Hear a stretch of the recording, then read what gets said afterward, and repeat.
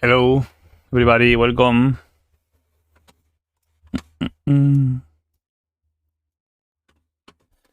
let me check. Dashboard.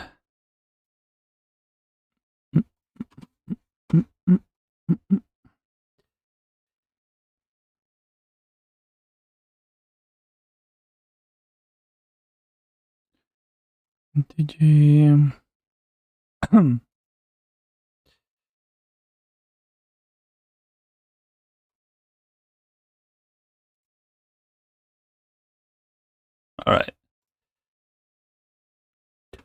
All right. So welcome to the stream, everybody. Today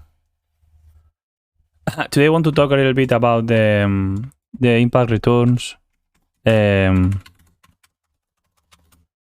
It took place this past weekend, and I was helping and doing a collab with them, helping organize.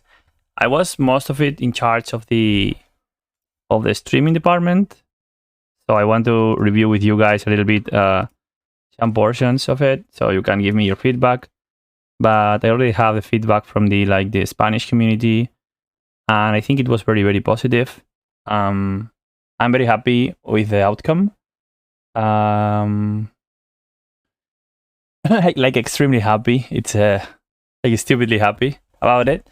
I got multiple people stopping me around the venue, to congratulate the whole team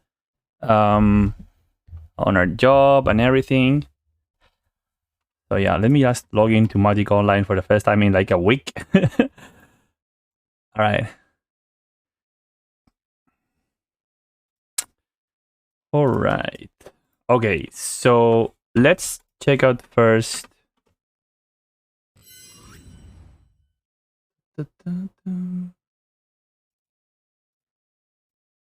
Yeah.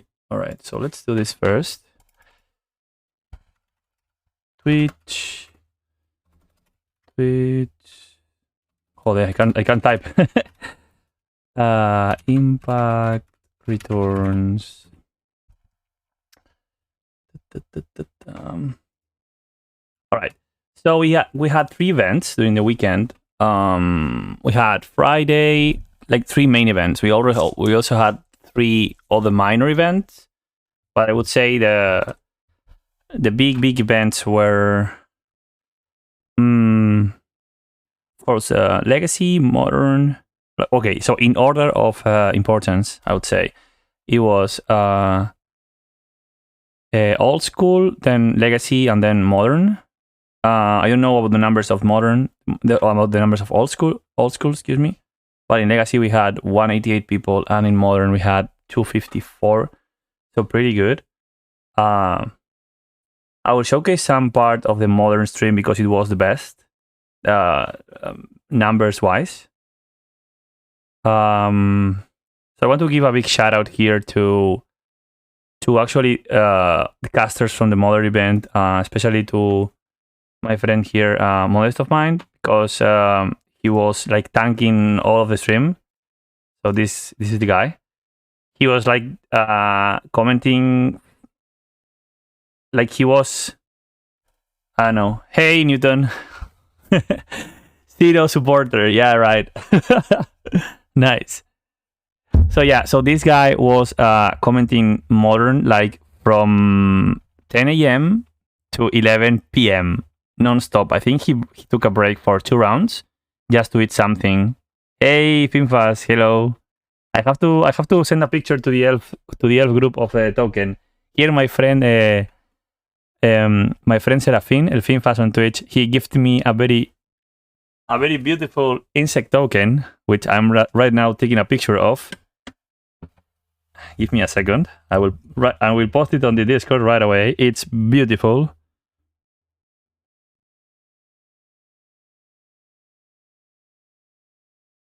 Oops, maybe without flash it's better.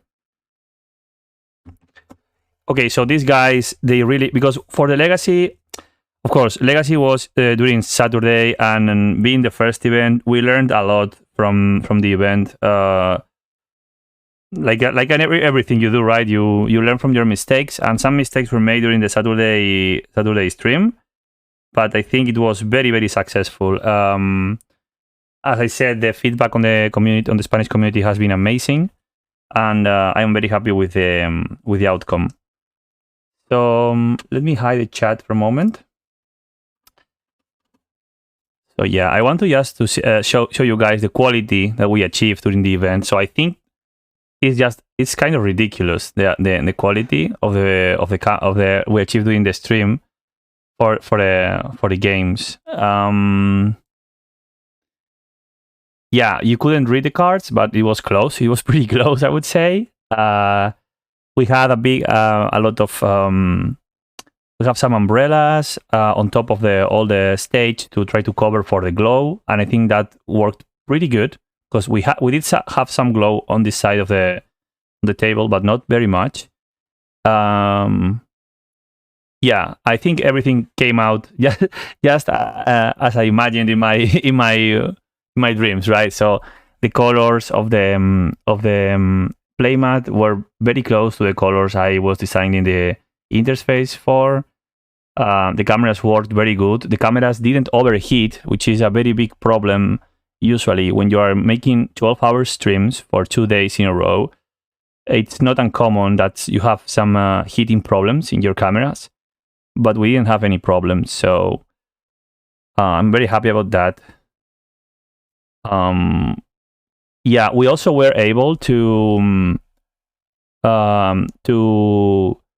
record time walked matches. That means we were always making a stream with one match live, and then we had a backup match that we could put into the stream just right away, and that worked out pretty good. I have to figure out how to do the how it would be possible to do the playback on a increased speed, because we couldn't replay the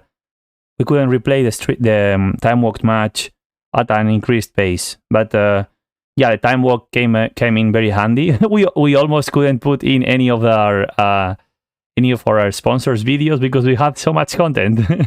So yeah, I guess that's a good sign. As you can see, I think the quality is it's just ridiculous. I think for the cameras we had, they are not okay. So here, Rodri here playing on camera here.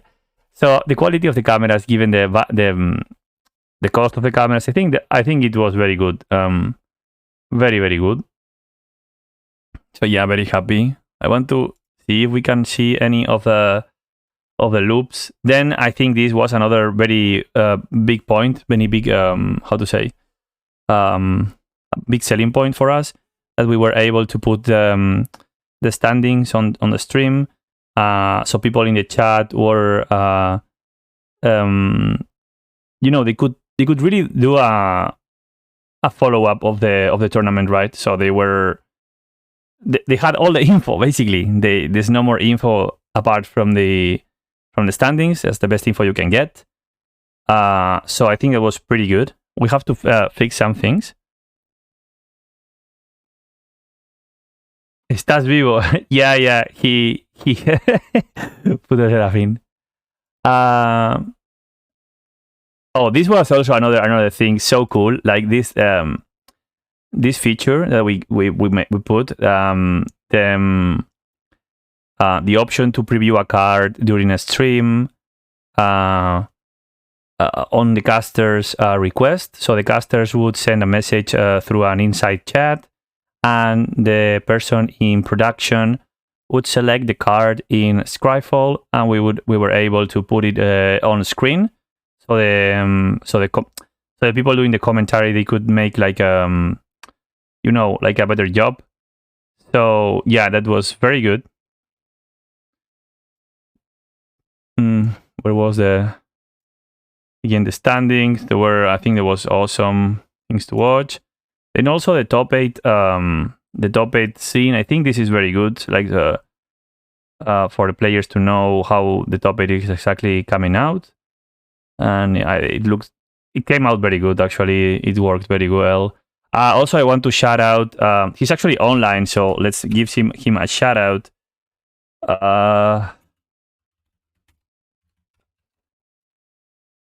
So Pachi here, after dropping the event, as well as Rodrigo.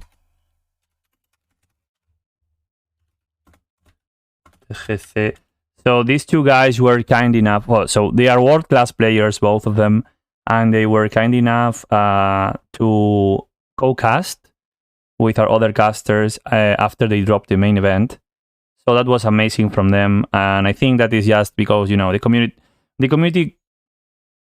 I don't know, like I find out that many people didn't know, but this event is a non-profit organization, so this means the people from the Impact are not actually making money; they are virtually just covering expenses. That's why I guess that's why it's only done once a year, because it requires a lot of dedication from a lot of people, a lot of effort from a lot of people, and it's, you know, it's just by the play. It's literally by the players for the players. It's just the best way to put it. And I also want to big shout out here to Deluze, my friend, David. Nothing of this could have been done without him, and I want to thank him all the trust he put on me to do many things. So yeah, I am very, very, very happy. We had an excellent feedback, and I think it came out very, very good.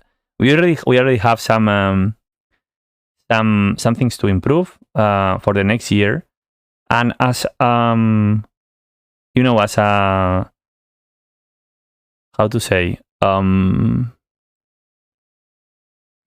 se dice? Christmas egg? Christmas, no. Well, as a fact from the event, we didn't have a steady Ethernet connection. So all the stream was done through a mobile connection from a router. So you can imagine how can we improve the quality for the upcoming years, right? So if you think this is good quality, Easter egg, exactly, Easter egg, Christmas egg. I'm sorry. Yeah, actually, yeah, but we actually had like 2 megabytes upload, 2 megabytes download. So we have extremely narrow connection. I think Ansit has a little better connection. But yeah, anyways, we were very limited on that front. But everything came out very, very good at the end. Saturday, we had some problems on the Legacy Finals with the boys because we were sharing, since we casted in the morning through remote, because we casted with Rodrigo via remote call, we were using some of the bandwidth to connect with Rodrigo on Discord, and we didn't want to stop the stream, right? So yeah, the Saturday stream came out a little worse than Sunday, but as I said, we only learn from mistakes or from small, I don't know. It's not mistakes, you know. It's just things that happen when you go live. So yeah, it's just we just learning for future events. Yeah, I think so I want to give a shout out to David, all the crew who helped, all the casters, especially Ojeda, Modest of Mind, and Stipe, who did the most of the coverage during all the weekend. Ojeda during the Sunday, and Stipe, he made the play-by-play, which is very play-by-play commentary is very boring to do, because you are just telling, the player in the left, the control player plays a land, plays a ponder, you know, you are just telling obvious things. So props to him for keeping an amazing mood and an amazing work through all the weekend. The mood in the working team was amazing too, and I think this is because it's a non-profit organization, and we are all there trying to do the best for people watching and for the players. So I think I am just very happy how it came out. And as I told you, I had multiple people tell us that it was the outcome was very good, and I don't know if you have anything to say. Of course, believe it or not, we had we had a lot of players from Portugal. That's right. I want to say that many people many people stopped just to say thanks for organizing this, and that was I think that was the best thing for me, the best experience for me. People just saying thanks for organizing things. The deck list will be uploaded today or tomorrow, and you will have both Legacy and Modern. I don't know if we have the deck list for Old School, but I will be uploading the deck list and doing the meta analysis from both events. Don't worry, Ethan. There was Newton. I don't know if you are still around, but sadly, there was no Reclaimer Gamer during the event. I was checking the tables, and all the Elf players were Nettle players, and they were not even adopting Once Upon a Time. So yeah, that was a little bit of a shock to me. I instantly approached them and talked to them between rounds and tried to convince them to go to the Reclaimer way and the Once Upon a Time way. But yeah, I did saw some people on a hybrid list. At least one guy was playing hybrid, which is, I think it was 4 Reclaimers, 2 Nettles. But yeah. Yeah. Here my friend my friend Serafin destroyed a Reclaimer Gamer. But this guy was playing actually a hybrid list. So yeah. Okay, let me post you guys the token that Serafin gifted me. It's right now on the discussion channel.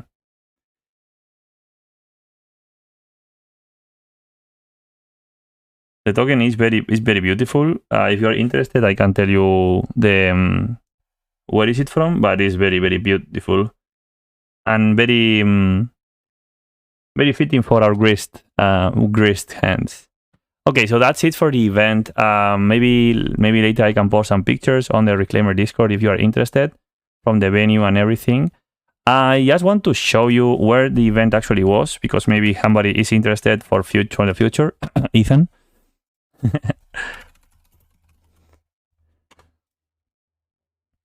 Oh my god.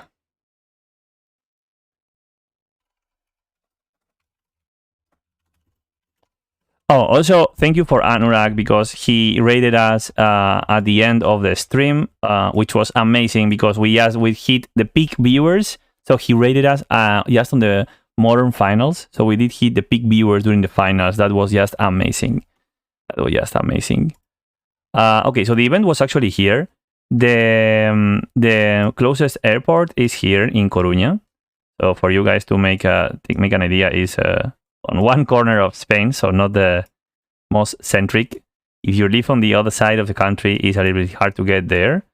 But still, I think if you like MTG, it's one of the top events in Spain. I think I'm gonna be honest. I think it's the best event in Spain, and it's up there one of the top events in Europe at the moment, both in prices and in regarding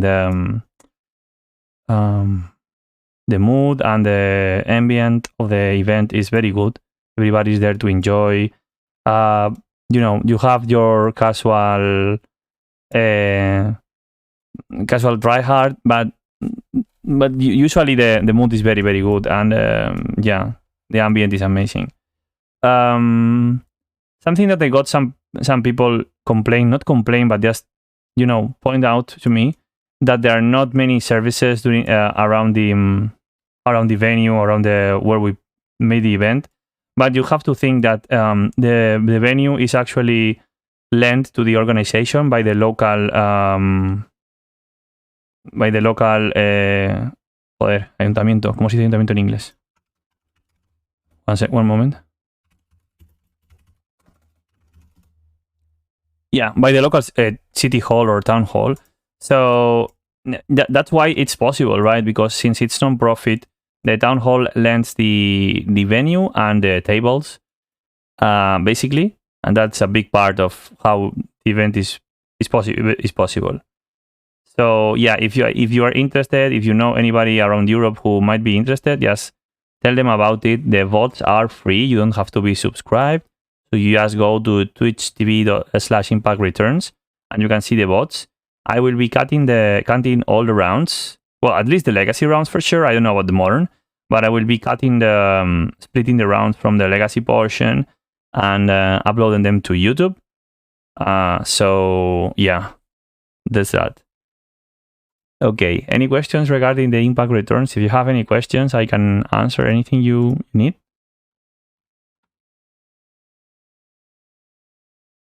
Hey, Sanky.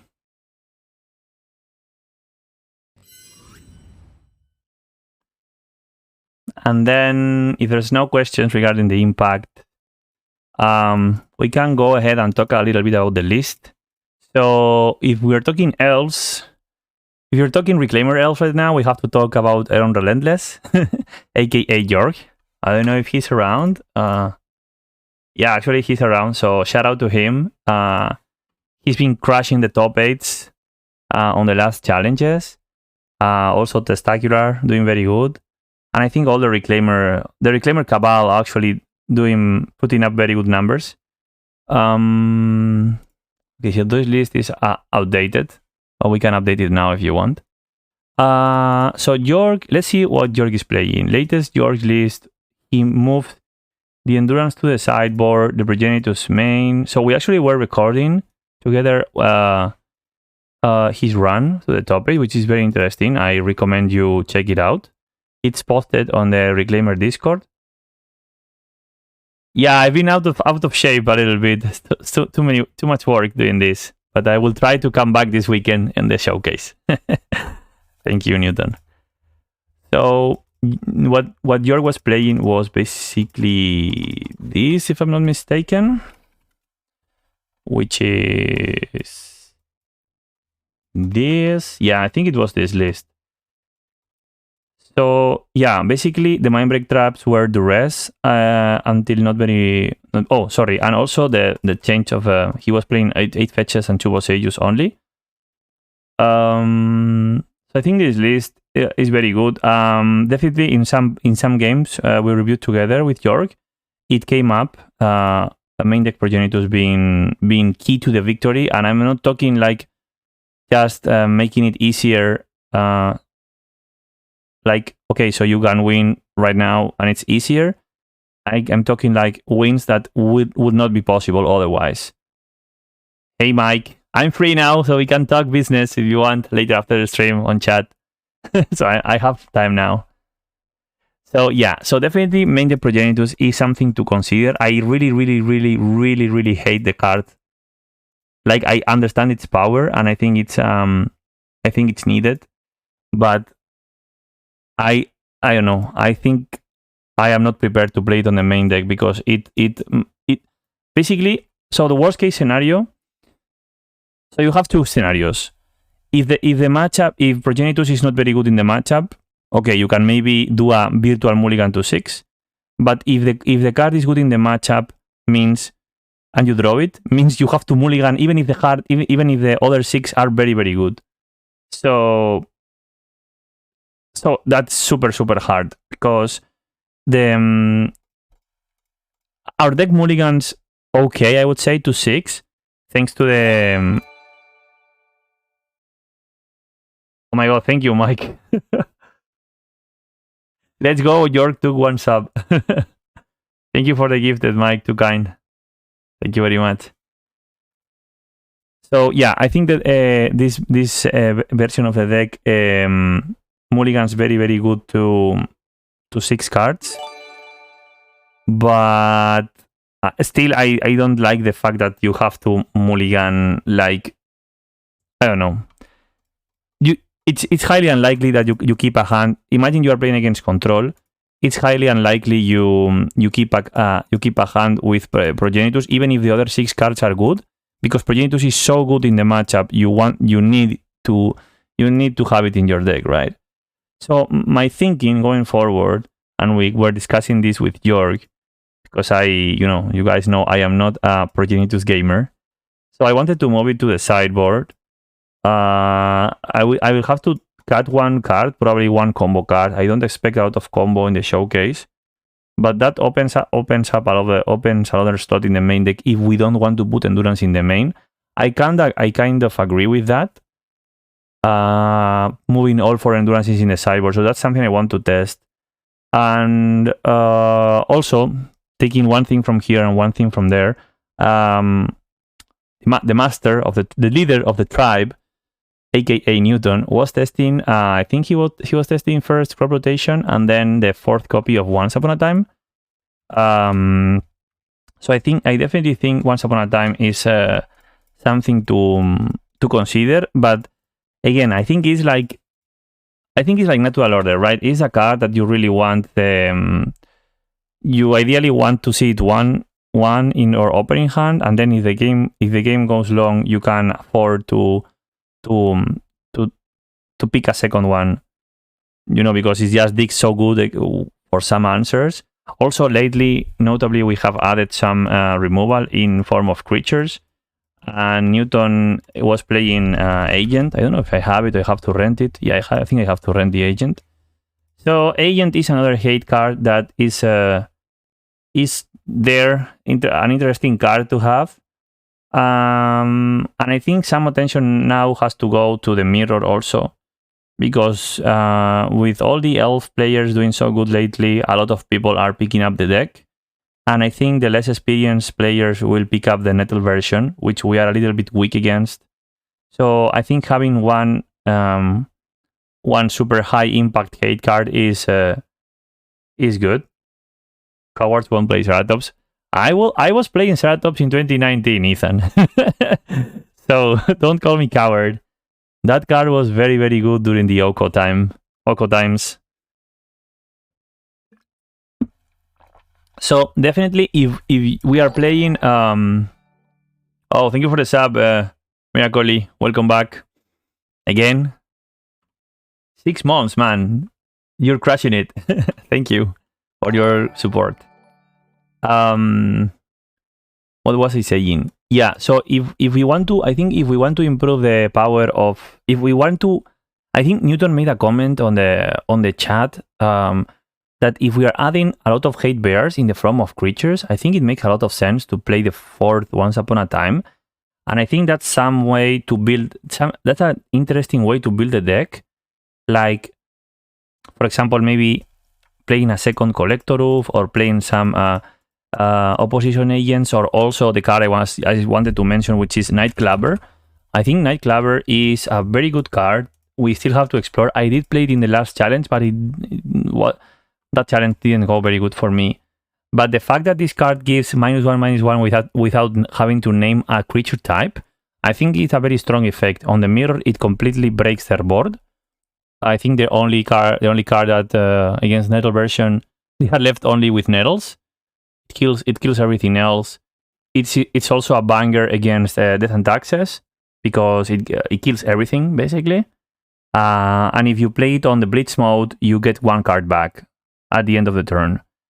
Notably, it's not an evoke. So let me just zoom on the text of the card. Night Clubber. Okay, explain Blitz. Oh my god, it's not giving me the actual ruling. Give me 1 second. Let me just copy paste it for you guys on chat.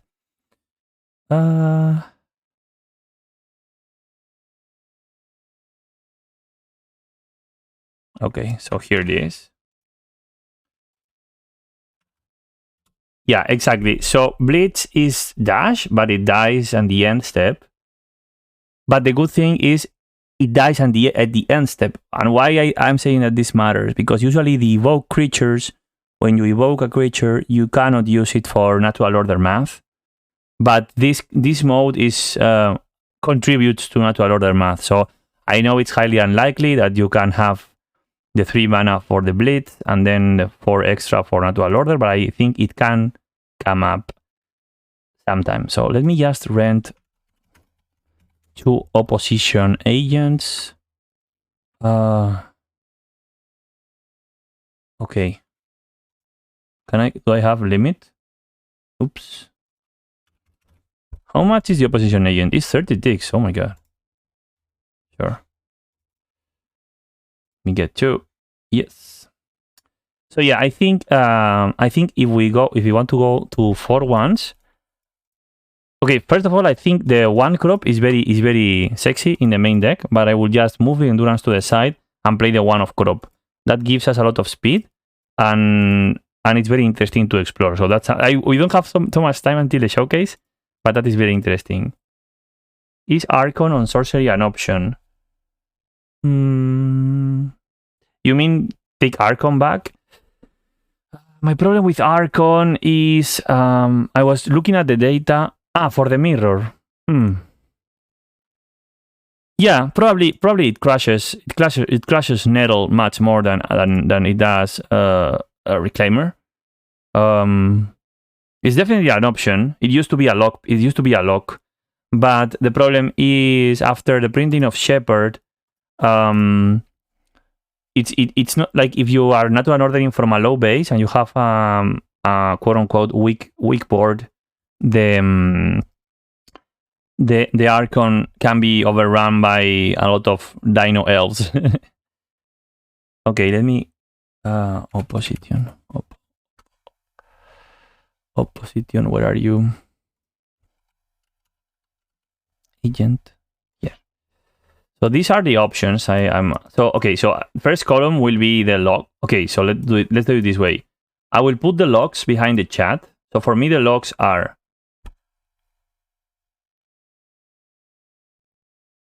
yeah, so what Newton is saying is also true. And I think also it feels, I don't think there's a worse feeling than naming having your Archon bounced is one of the worst experiences that you can have. I think that it's a very bad experience for sure. Okay, so for me, my personal logs are these. The Shriek Mouse could be any two removals, but I think Shriek Mouse gives a lot of flexibility. So definitely 4 Thought Seizes, 4 Endurances, 2 Fobs, and Progenitus. For me, those are logs. I could see maybe dreaming 1 Force of Vigor, but Force of Vigor right now is very good because of Moon Stompy, and I think also Lance is gonna make a comeback because I think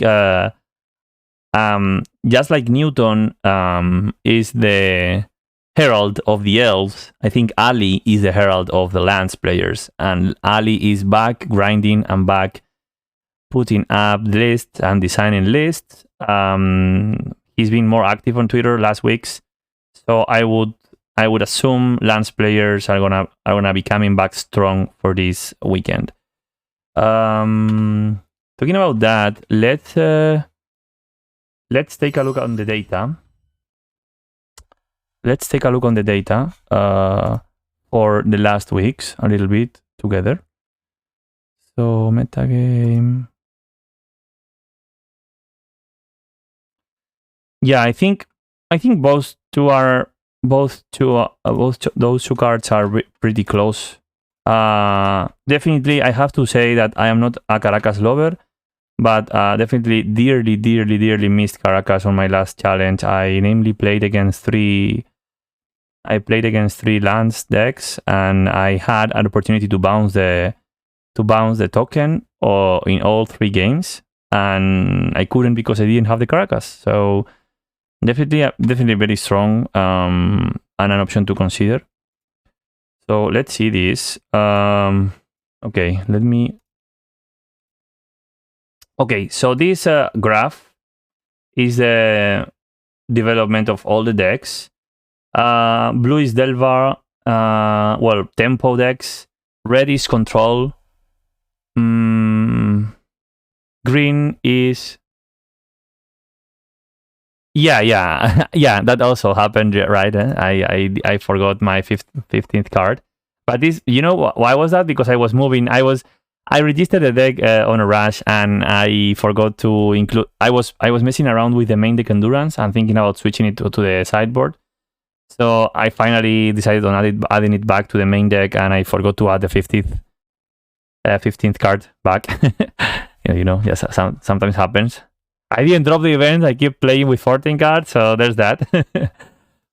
Okay, so let me see if the data is being added. So last sell is 64. One moment, please. 64. Yeah, so it's been added. Okay. So 24% Delver during the last weekend. It's pretty high for a normal challenge. Things to note. Stompy is definitely on the coming down. Lands is totally missing from the events lately. Lands is the purple line. I decided to highlight what I consider the 4 most prevalent decks, which for me are Stompy, Tempo, Control or mid-range, and permanent base combo, which includes Elves, which is doing very good lately. So here, if you see last week's Control is more or less steady at around 20-something%. Delver is, about 17%. Delver is moving between 20 and 25. Permanent base combo is coming up. I think that is basically us. I think that is Elves. And Stompy is coming down. So that is something definitely to keep in mind when preparing the showcase.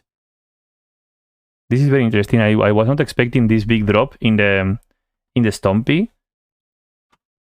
And then this graph shows the latest 9 events. So here we can see, yeah, Control super steady. Delver fluctuating a little more. Graveyard decks making a little bit of a comeback, which is interesting. And I think that is I don't know if I have to say thanks to or because of George, because he made a switch doing one of the showcases, and he had a pretty damn good results. So yeah, so these are the top decks to keep in mind. Last 2 weeks, permanent combo, Control and Tempo were the highest meta percentages. Saturday was Tempo, Stompy, and mid-range Control. Let me check this out.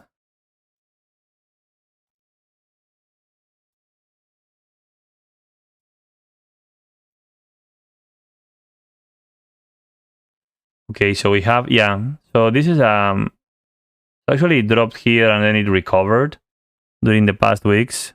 If you see here, Stompy had pretty low percentages. I think also this is because Saturday events are usually smaller. 8cast is on the Stompy category, and it's very interesting because 8cast is this spike here in the Stompy, this first spike. This was during the All Access Pass when 8cast was everywhere. This is this spike. If you actually see this little star here, let me make it a little bigger for you guys. So this little star here around March, end of March, this little star is 17%, and this was 8cast when 8cast was everywhere. The second spike in Stompy is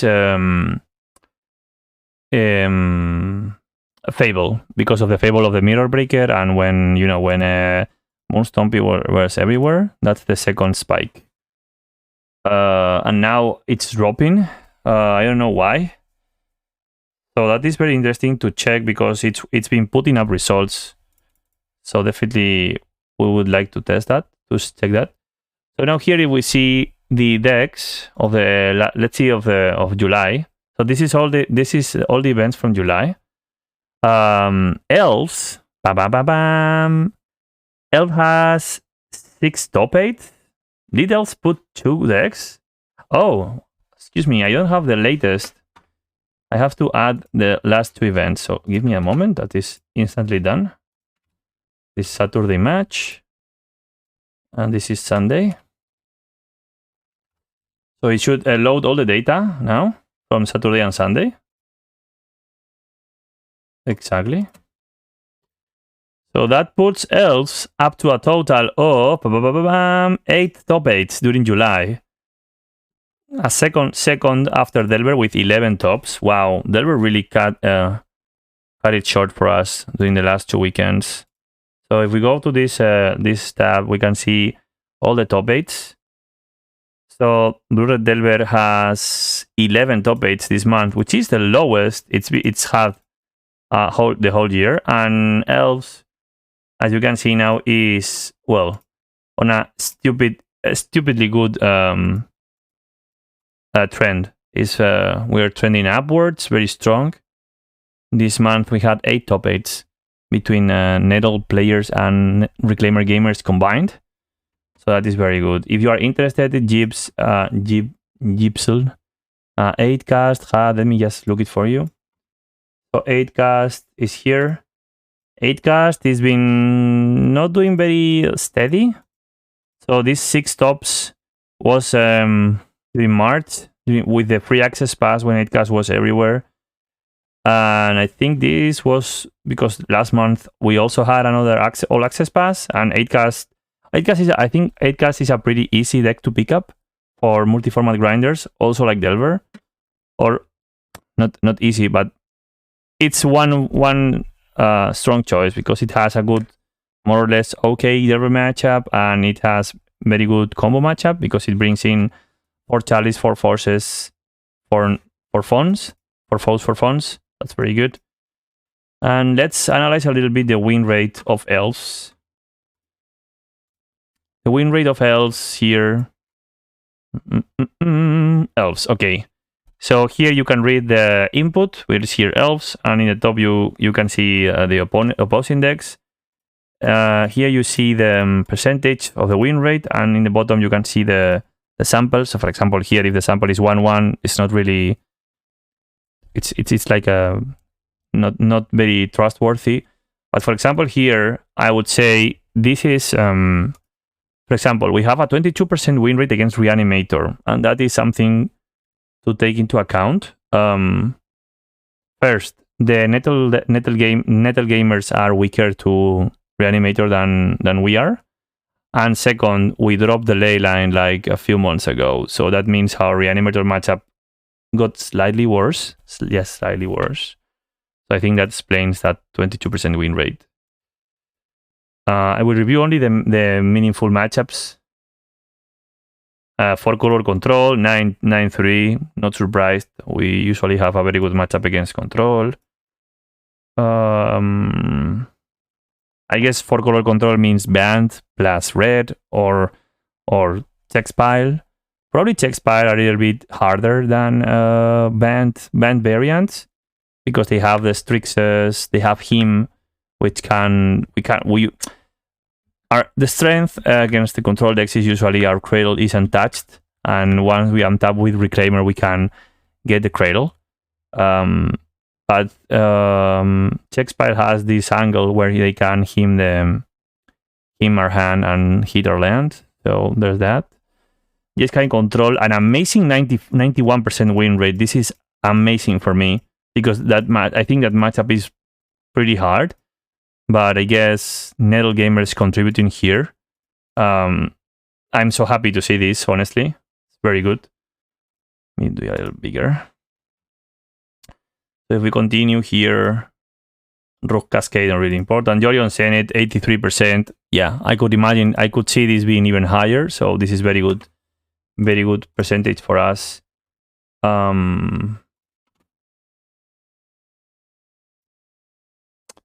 Painter, 18% win rate, 4-1. Remember, this is complete rounds. So if it's 4-1, that means that's a minimum of 10 matches. Okay, so 4-1 is actually a lot of matches. These are rounds, nor matches. Elves, yeah, mirror 50%, makes just sense. Painter 80%. I'm actually surprised. Thank you for the follow, poor historian. Welcome. So Painter is really interesting. 80%. I think Painter is a really tricky matchup.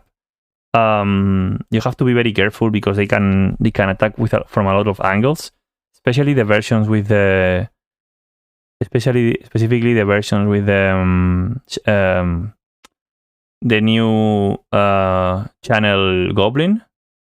What is the name? Sharpshooter? No, not Sharpshooter. Oh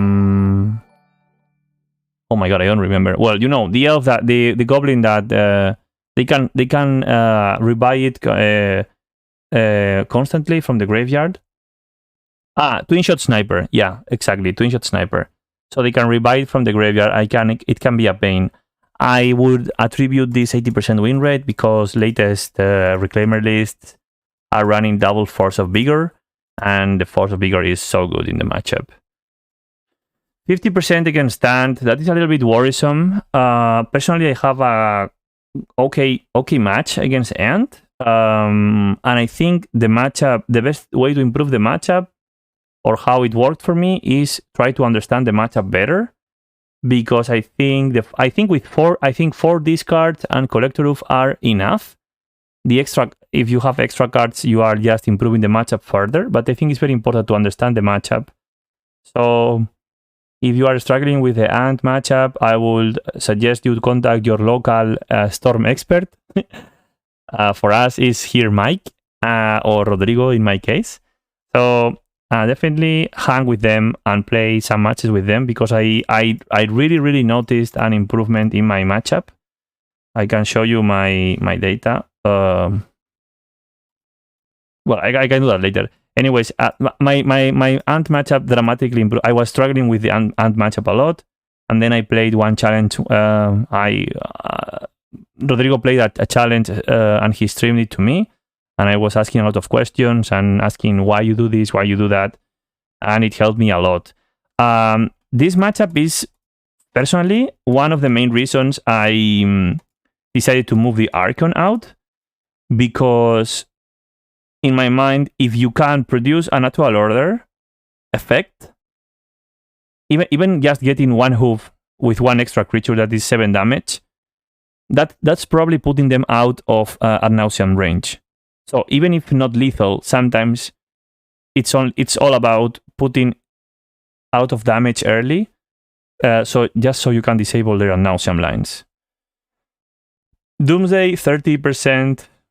We are really struggling in this matchup. If you have watched the York's recap from Doomsday, I think it was round 2 or round 3. We talked about this, and I think it's very reliant on the pilot's ability, because the Elves players want to make turn 1 Shepherd, keep endurance up, and just endurance them or Boseiju them. So the best line would be, I don't know, like turn 1 Shepherd, turn 2 Thoughtseize, or turn 1 Thoughtseize, turn 2 Shepherd, whatever works. Then keep endurance up. Also, Collector Roof lines sometimes work if they just want to combo you, but usually they will resolve the Doomsday faster than your Collector Roof. So it's usually not fast enough. But what they really want to say is the good Doomsday pilots are aware of all our interactions, which are uncomfortable endurance and Boseiju in their mana, so they cannot cast Tasa. So keep in mind that they know about our technology, and this is not any longer new tech. So that probably explains this win rate. Ruby Storm, not really a thing. Sneak and Show, 30% with 3-5. I don't know. I think that's probably Nettle Gamers dragging us down a little bit, because I think it used to be a very bad matchup, but now it's okay. Fast Shepherd into Blino Pump are, in my opinion, the best lines in this matchup. Test 50%. I don't understand how Test is a better matchup than Ant, or even close. I think Test is far worse matchup than Ant is, just because of the speed factor. Test usually can go off turn 1 or turn 2, while Ant usually wants to control their board and sculpt the hand and grind his opponent with this card. So yeah, I think this is just because it's a low sample. 8 cast, 57%. I think this is rather low. I would expect this to be higher.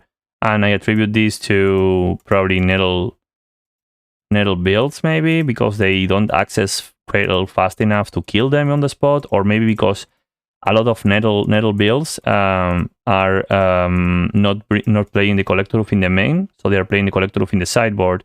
So probably they are losing some percentage of the game once, which can be very important. Bomberman is not really a meta deck. Red Stompy. Oh, remember, all this data is for the latest 9 events. So keep that in mind. This is almost 1 month of data, all the matches from the last month. 38% against Red Stompy. I don't know what to say. If you know how to play the matchup, I think after... We also talked about this quite deeply in the review with Jörg. And I think one of the strongest skills to develop in this matchup is mulligan decisions. You cannot keep a hand with, for example, without access to basics. You cannot keep a hand with at least a 3-fold tribal creature, be it an endurance or be it a reclaimer. I don't know, like there are some key decisions you have to make from turn 0 when you are deciding your keep or mull. And I think that is a very, very important factor in this matchup. So I could see the Nettle version be a little softer, a lot softer against the Red Stompy, because all their sweepers work so much better against them than they do for us, because we have the 3-4 tribal and we have also access to the Reclaimer crop rotation effect, which allows us to find green under a Blood Moon effect. So definitely that matters a lot. Death Shadow, well, I can explain why, but I can and I cannot at the same time. So Death Shadow, it used to be a very good matchup because they don't really play a lot of flyers. We can usually fog the shadow or jump block the shadow attacks until we are on a winning position. But now they play Plague Engineer, so I think this matchup specifically is far better on the Reclaimer version, just because of the resilience that our list have. And I think this has to be taken into account because of the latest success of the Death Shadow lists. I think a lot of grinders that usually would pick up Delver, they might be considering picking up Death Shadow. Why? Because the fact that you can deploy a threat that completely dodges Pyroblast is a very big thing to do right now, because not only Delver is playing Pyroblast, but also control gamers play Pyroblast. So definitely having a threat that it cannot be dealt with Pyroblast is very, very good right now in the format. Delver, 43%. I would like it to be higher, but yeah. Reclaimer list. Hey, thank you for the follow, Loomer88. Welcome. So Reclaimer lists are... I don't know about Nettle because it's been a while since I play Nettle. But I can tell you Reclaimer version is super punished if you do a mistake on this matchup. So this matchup is very hard to play. You have to play to a super high level of efficiency of the deck. Any mistake is instantly punished, and I would expect the Delver pilots to adapt for the latest success, because of the latest success of our Elves players, and maybe increase to 2 submerges on even 1 Rough and Tumble and 1 End of Festivities. So definitely keep that in mind when you building your list, because I would expect an increased amount of hate from the Delver, from the tempo players, both Death Shadow in Plague Engineer and sweepers from the Blue-Red Delver side. Then Death and Taxes. Buenas. Alopkas, hello. Then Death and Taxes 74% is not surprising. I think it's a good matchup, and I actually think on this specific matchup, the Nettle boys are helping here, are pumping us up a little bit because they have such a fast combo kill. I think they're probably helping us there. Notably, the Taxes players identified a weakness in our builds, which is if we are running Shriekmaw as our only removal, the Peacekeeper Mother of Runes lock is pretty good, and it requires us to have either 2 removals over 2 turns, or 3 removals if they have 2 mothers over 3 turns. So that's a lot, and definitely something to keep in mind. That is all the matchups analyzed, at least the most important ones. I don't think I'm forgetting anything. If anybody has any questions or wants to check out anything, this document is going to be updated for July on Monday. Next Monday will be published. We'll put it on Twitter.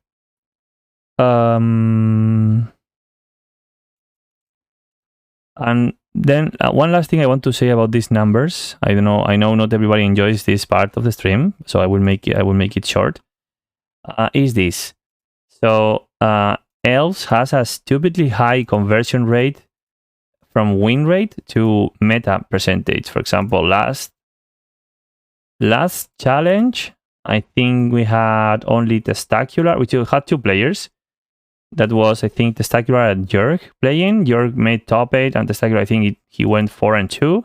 So that adds to a total of 4% of the meta game at 71% combined win rate. That is super, super high. Super, super good numbers for us. So yeah. Okay, so with all of these we have talked about, let's go back to the deck building side. The fact of the Peacekeeper, that is one reason why I wanted to add Nightclubber, and also because this card represents basically a board wipe against D&T and against Elves. In the mirror is very, very strong because it doesn't name one creature type, just like Plague Engineer.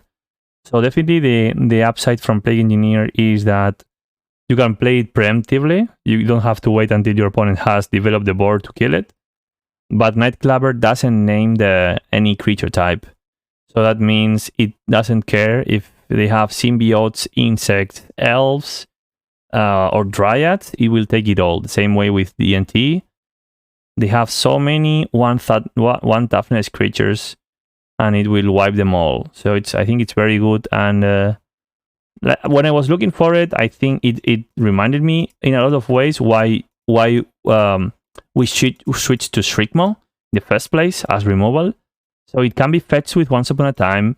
It has a mode when it draws a card. It doesn't rely on glimpse to redraw, and it's just a very powerful card to play. So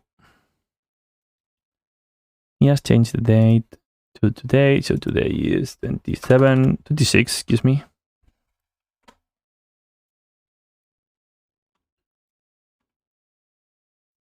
Oops. Having some positive feedback here in the Discord. Thank you, Newton. So yeah, so definitely these are the locks for me. Shriekmaw can be maybe other removal. So this is like the fixed board, and these are the maybe board. So maybe here we can have Snuff Out. Where are my snuffs? So Snuff Out probably, I have to say that I was late to adopt it. Newton was telling me it was so good for like 2 or 3 weeks, but I felt playing live on the Delver matchup was so hard for me, probably because I was struggling on the matchup already a little bit, and I was not feeling very comfortable playing more live.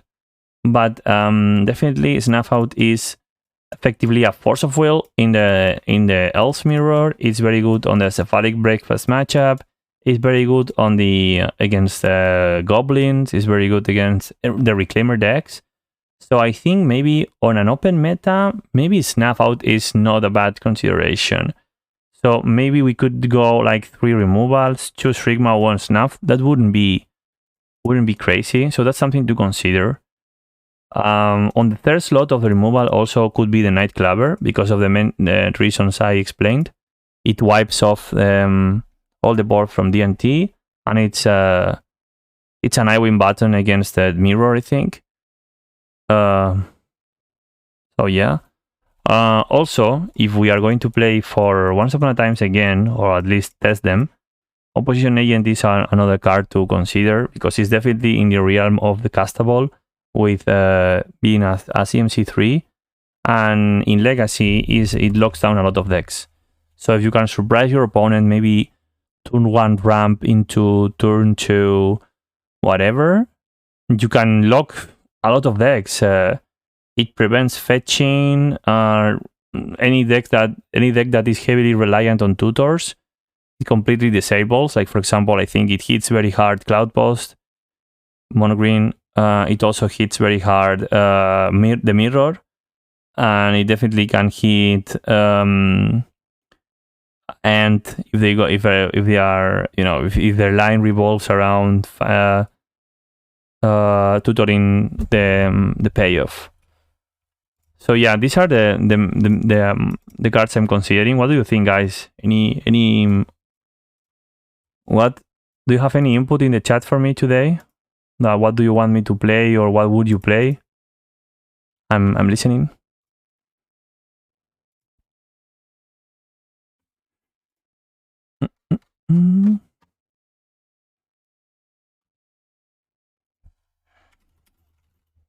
A second.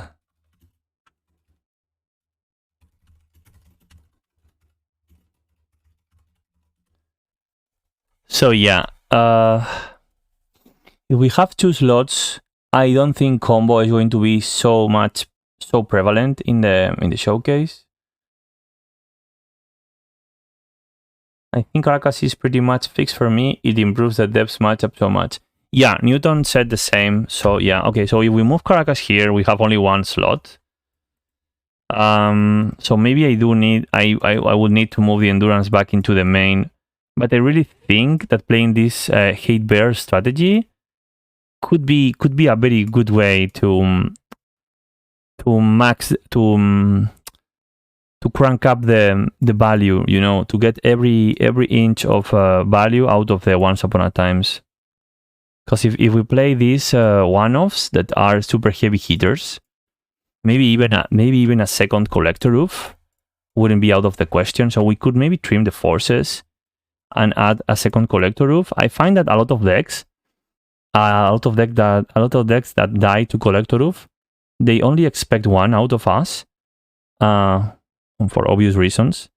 For example, and at least its versions run 1 Fatal Push that they can burn, they can wish for, they can tutor for, or they can try to find, or 1 Massacre. So if we have a second copy of Collector Roof, that's super handy. So what do you think about the Hate Bear strategy on the Nightclubber? So we have Opposition Agent, Nightclubber, and the second Collector. Do you think that's interesting, or maybe it's too fancy? If we lock the Caracas, our sideboard is a little bit constrained, because I think we have to pay attention to the Delver matchup going to the showcase, as always. If you check the data, so let me show you, because this is really interesting. If you check the data, so here in the left, you can see in yellow you can see the showcases. So you look at the Delver percentage in the showcases. It's just super high.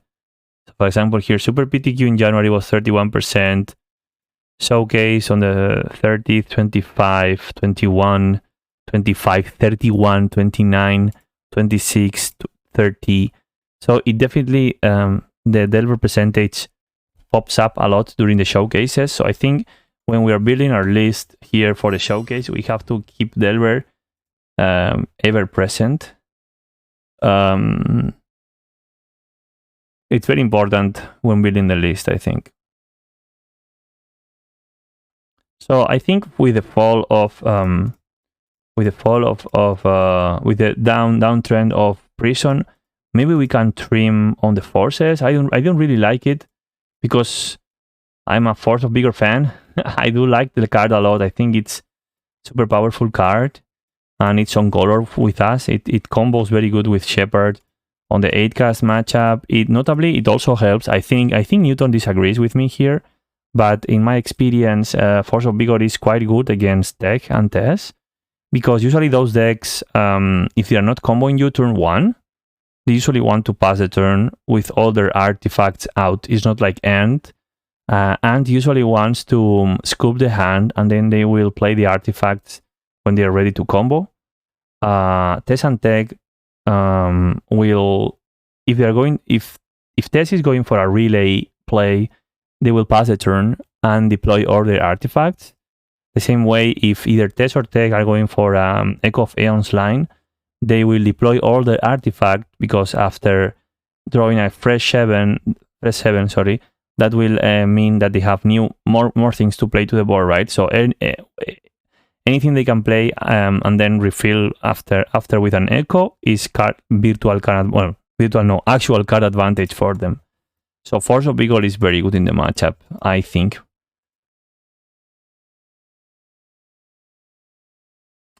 Yeah, hitting Wishclaw is just a bonus. It's very good.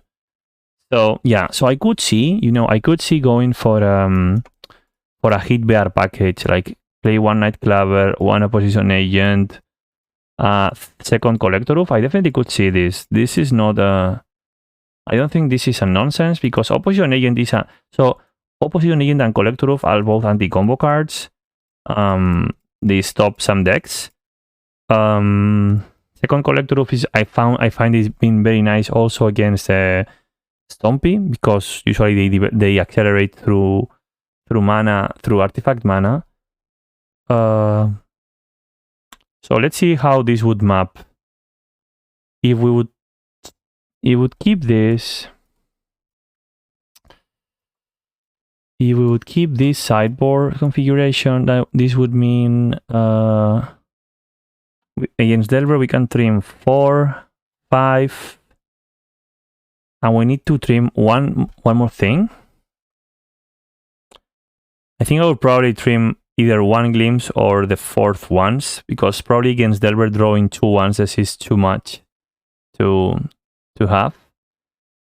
I know Newton probably would not agree with this, but I think 2 Once Upon a Times, it's like a virtual mulligan against Delver, because we have to be so mana efficient. We probably don't have time to cast it. Of course, not if we don't get to the late game. If we get to the late game, you totally can't cast Once Upon a Time for full value. But in the early game, having a hand with multiple ones is not ideal. In the same way, I think against Death and Taxes, I do like to trim 1 Glimpse, because I think double Glimpse hands are very weak against Labyrinth, Fate of the Labyrinth. So I'd rather not have 2 Glimpses in my hand anytime, and against the D&T matchup. So if we play like this, it would be -1 once, and we would bring in 4 Endurance to Shriekmaw. Against Reclaimer decks, would bring in Opposition Agent, Caracas, the Mouse, and the Progenitus. Can cut these. And we could cut also the Bog and a little bit on the BFF, probably, because we want speed there.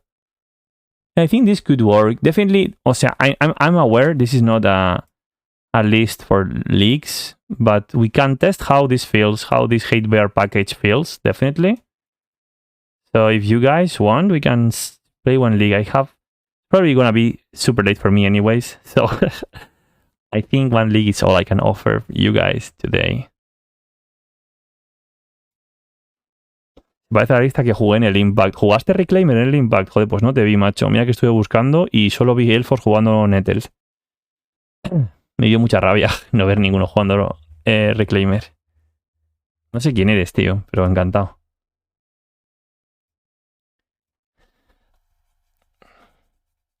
So yeah, definitely here we have five targets for the Once Upon a Times.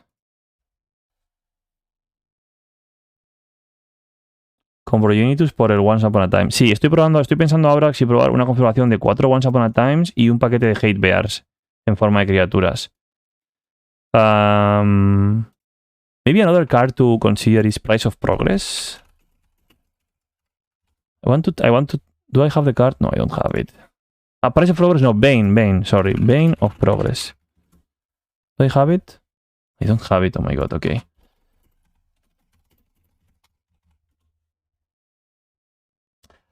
So it's 6 mana.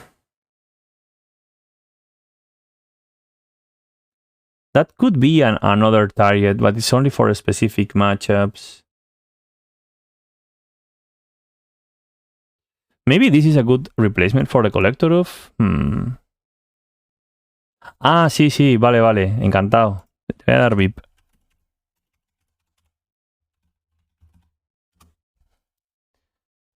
Bueno, so yeah, I think we can test definitely this Hate Bear package. I don't know if Collector of 2 is the best way to go. Maybe we could test the Bane or something else. But I can't really think about something to replace it right now. One card I always wanted to test is this, the Cemetery Prowler, but I never found it. I don't know what matchup it improves. I think it's nice. It's very nice. I like it. That's a 3/4. I like that it reduces the cost of our spells, and it has an exile effect. So probably it's worth in some matchups. But yeah, I haven't really tested it. Okay, so let's play a league with this. See how it works. It can be a disaster or it can be a total success. We will see how it is. All right, so let's register this. This is going to be my deck. A ver, Rune Core 2.77 maybe? Yeah, it's 2.77. So let me update that.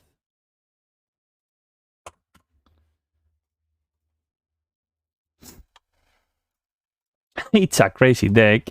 It's a crazy deck list. But I think this takes more advantage of the 4 Once Upon a Times in finding the heavy hitting card for every matchup. So maybe that's worth it. I feel we're a little light on combo hate, but maybe the opposition agent. Maybe even, I'm just thinking, do we want double opposition agent instead even of the second collector? Actually, I do. I'm going to test this. Double opposition agent. I know it's very non-elfy, but I'm going to test this, yeah. All right. So, yeah, let's just go into the league. Oh, it's been a lot of time since I played. Probably 1 week. That's a lot of time for me. All right, so let's do this.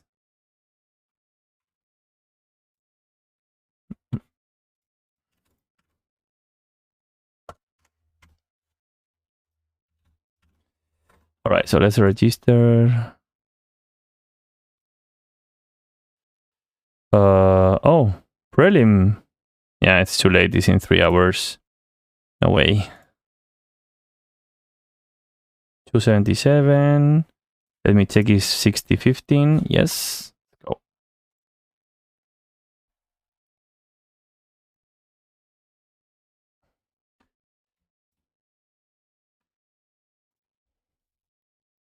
Let's see how it turns out. If it can replace some combo hate, it's probably worth it. Thank you, Miracoli. I will definitely upload this to YouTube because we made a pretty good recap of the metagame and the impact review. So probably you can watch the VOD tomorrow. Thank you for your support. I think you are the longest, the person who's been longest subscribed. So I very much appreciate your support. Have a good night.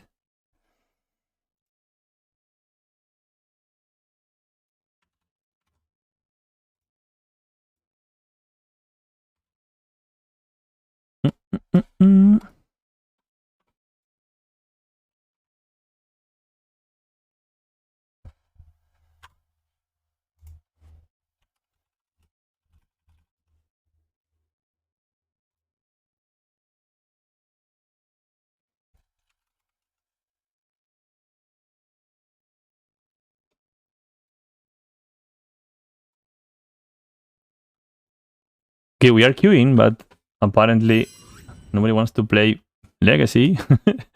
Let's be patient. Let me change the title here into Newton. If you want to start streaming like in 1 hour, I can raid you with whatever viewers I have. League, here it is. So if we synchronize, I can just raid you so people can keep enjoying Elves.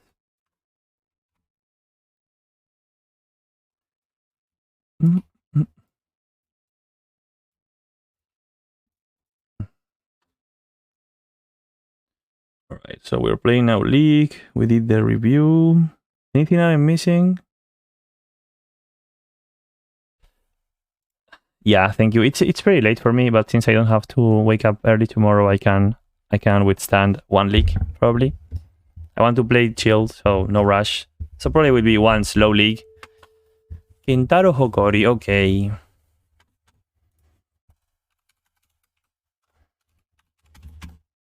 Oops. Kintaro Hokori.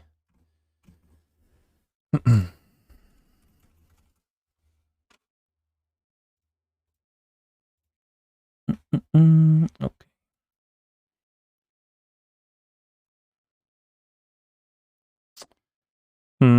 We have some mana here, but I don't remember if this player plays Delver. So I think he plays either Elves or Delver. I don't think we can keep one lander and Red Arbor being our second land. Se te jugó. Buah, pues tengo muchos problemas todavía con cuando busco biblioteca y la tengo que amplificar, ¿sabes? Si la abro muy rápido, se me crashea el mall y tengo que reiniciarlo, tío. Es un coñazo. Y bueno, cuando estaba jugando contra ti también tuve problemas de conexión, que estaba con el wifi roto y tal. No te preocupes, no hay problema. Yeah, I think we're going to mold this. This is better. I do love double Zenith hands.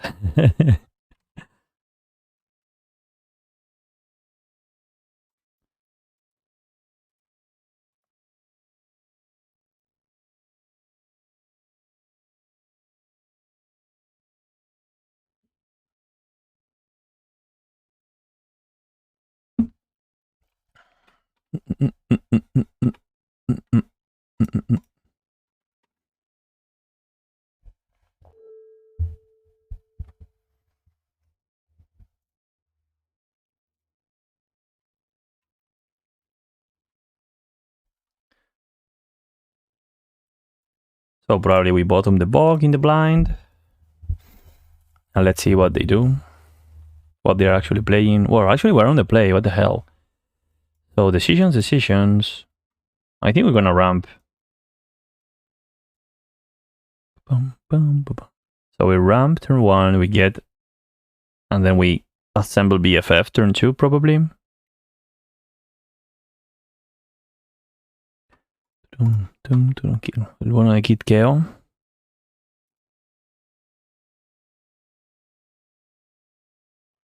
Quiero la de Petaceta.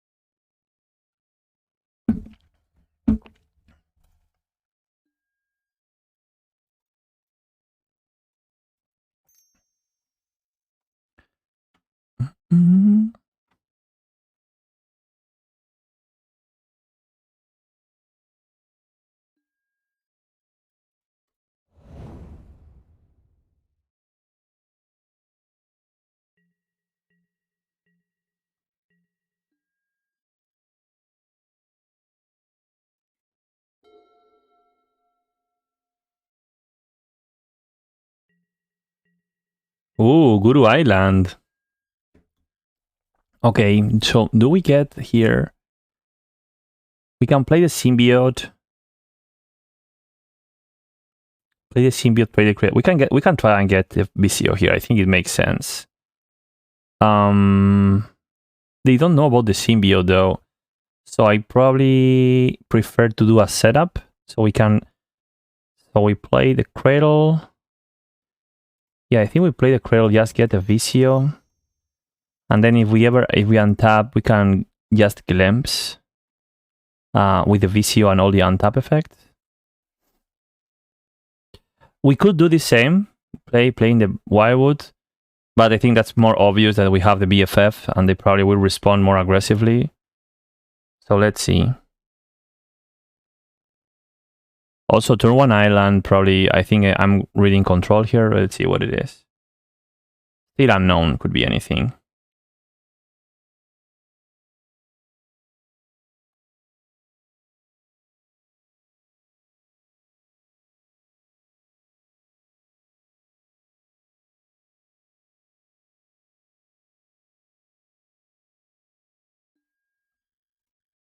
You can see the screen.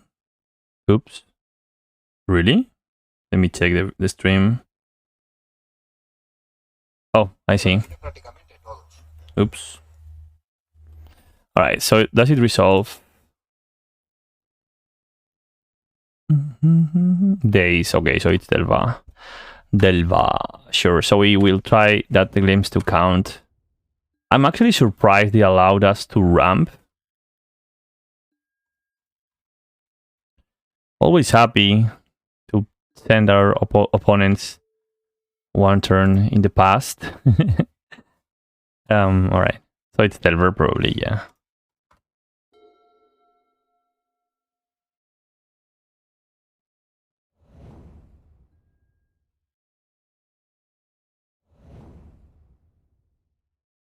Bolt, maybe?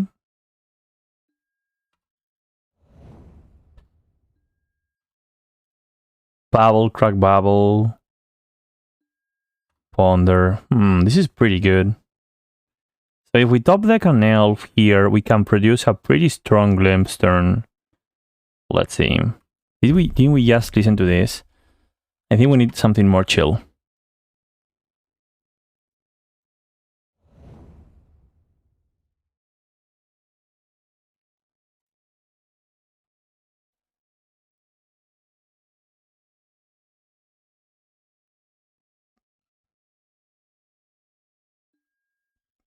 Nice. Okay, so we just need to get an elf here. Shepherd would be ideal, probably, because we can force the glimpse through. Vicio would be great too. Box not ideal. So, but they have 5 cards after all. I kinda like Boggin here.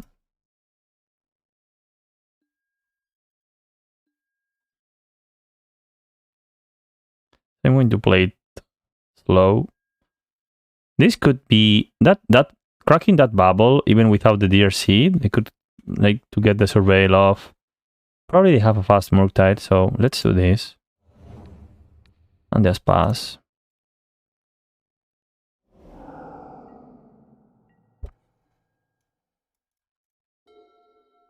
Can we F6? Yes.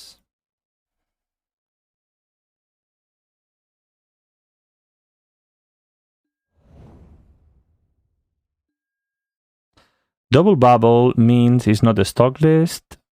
Could be the Deluze variant. Definitely confirmed. Is the Delver Deluze. So this gives us a lot of time to work with. Elf, elf, elf. Ooh. That's quite good. What will we get here? So do we bait a glimpse? Have to think about it. So we can play the glimpse, play the Wirewood. If we draw an elf, we can keep going. But maybe they will fight over the glimpse. And if we resolve that, we can play We can play an Eno. That's not going to be lethal. Do we have to just wait another turn?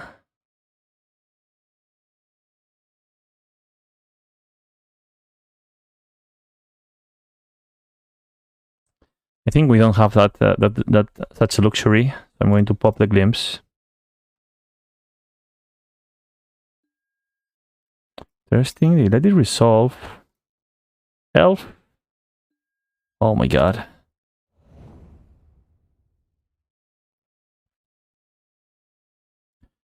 Yeah, we're gonna go for it. Not gonna be lethal though. So what are we getting here? Hey, cool, thank you.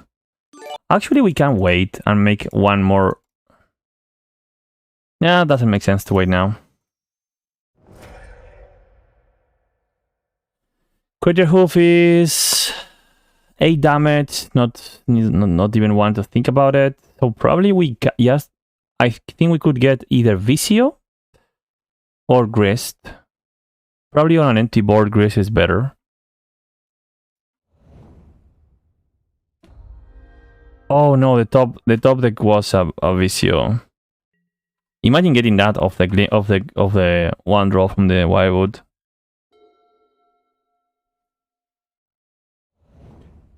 I don't really like the hoof here because after it loses the pump effect, the shredders. Oh my god, they play on Holy Hit. Oh god, that was unexpected. Thank you for the gifted. Cool. Again, yeah, we're not in a very good position right now. That Visio would have changed the game.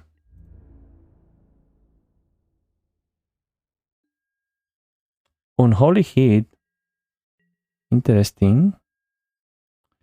Actually, we were having some talk about Unholy Hit because it actually takes care of endurance, but we can also actually interact with their graveyard. So they are missing land drops. Yeah, this is turn 5, and they played 2. Well, they dazed once and wasted another. Let's see if they miss their land drop number 5. Actually, no, they're not missing land drops. Alright, we need something off the top here. That is just perfect. Could get force, definitely. They have 7 card grip. That's... oh my god. Yeah, that demands a force. You love to see it, and yeah, we have to pass. The bottom of Murktide. Interesting. Oh, we're not attacking. Yeah, this game, they're playing blue-red control here. It's not looking good for us. Probably I was too fast on that Eno, but it will met Force of Will. So I'm actually surprised. Probably they just let it resolve because they knew it wasn't lethal, and even if we got the hoof, they could unholy hit the hoof itself. So probably that's the reason they let it resolve. Alright. Yeah, they're playing the expressive chain iteration.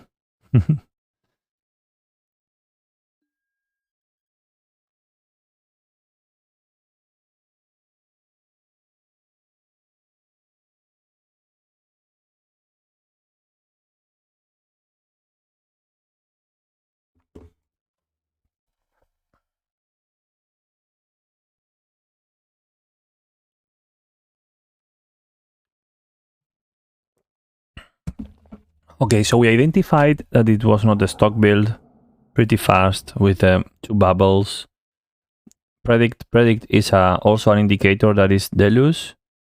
And also the reduced count of Wasteland and Aces is another indicator of Deluze. I think they play 3-3.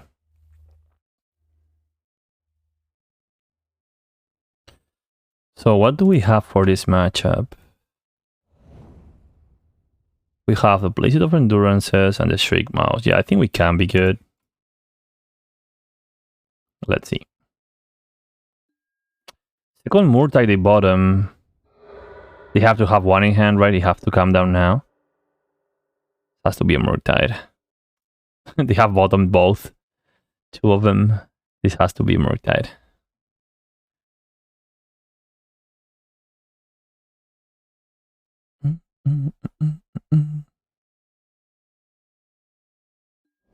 Yep. And they don't even they conserve delirium, so we can get one. We can sustain one more hit, one more full swing. Well, that's unfortunate. So I guess we pass.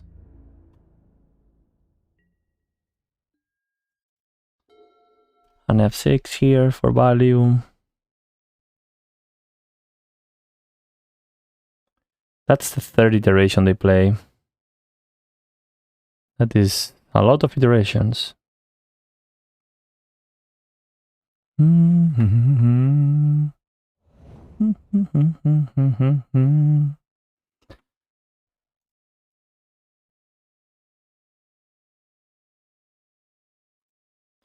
Yeah, I'm thinking what we could have done better from this matchup. Oh, they're gonna rebuy iteration instantly.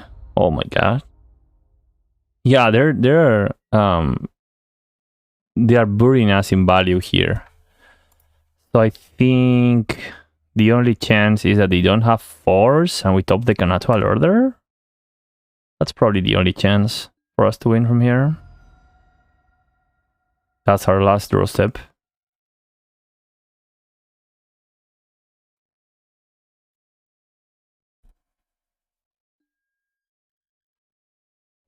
Yep.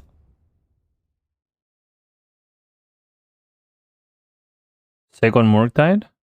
No, Bolt. Bolt to the face. Oh, they have double Bolt? Wow. Well, they played... I think they played very good. Okay. So, natural order of the top. Boom. Not natural order. Imagine if we had the Cradle here. I think it's game. I guess we can buy a turn if we endurance. We don't have the Grist anymore, which is sad. I think we can try to endurance here probably. Oh, never mind. We don't have the endurance anymore in the main. It's GG. I almost forgot. Yeah, we made a swap to 4 once upon a time. Yeah. Funny enough, we didn't have one to start the game with. Alright, let's go game 2. So we want the Shriek Moss, the endurances, and probably that's it. We can trim this, the NO package, and we have to decide if we trim one glimpse. Prog? Actually, I was discussing this with York also yesterday. So there's a word when you want to go over the top with natural order progenitors instead of trying to go low. But I think that's more on the Deluze Jeskai. Agent. You think Agent could be good? I don't think so. They can work with a pretty low mana base, and they have Bolt. I don't think Agent is good against Bolt decks, probably. I'm going to try one with just the usual approach, just like this. See how we do. Well, if we lose, it's not going to be another game, but definitely there's a strong argument to make in trying to go low or over the top. So maybe with all the shredders, we want to go over the top with natural order progenitors. So that's something to consider, definitely. Let's submit this and see how we do. We lost the... Alright, so on the play again. And we have to mull again. This is... I don't think we can keep this even if we have ones. Yeah, the deck is not... not really what we want to see. I don't know. Do we keep this? Like, what would be a card worthy for us to keep of the ones? Probably a Reclaimer or Endurance. can play turn 1 Shepherd into turn 2 Shriekmaw into turn 3 Endurance. That would be great.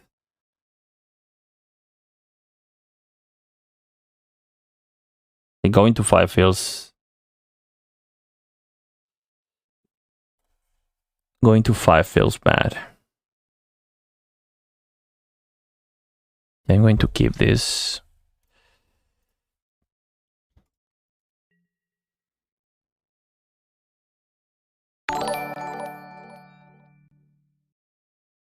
Thank you for the raid.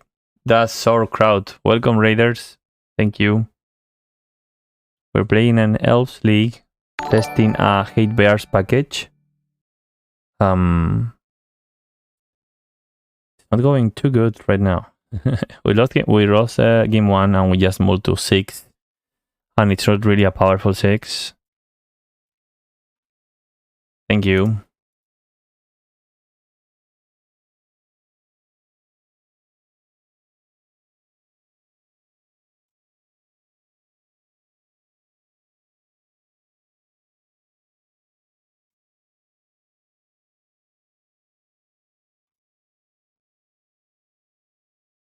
Oh, that's a bummer. Breakfast is a really strong deck.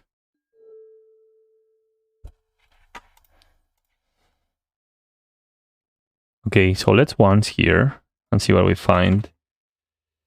We find Forest, Heritage, Reclaimer, Wirewood.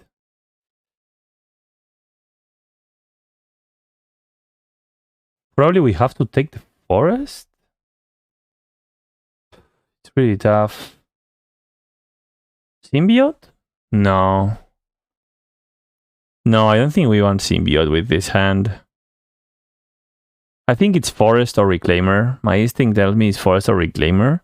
So Forest so we can protect the Bayou until we can cast Shriekmaw at least turn 2. Or Reclaimer just because if, you know, they have to answer it right away.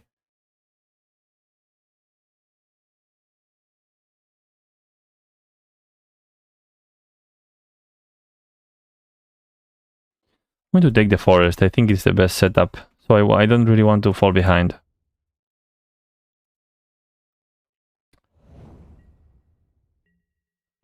It's pretty conservative and we are playing a lot from the top of our deck. But I think if we pick Reclaimer, it forces us to fetch for Bayou. And that it's very bad.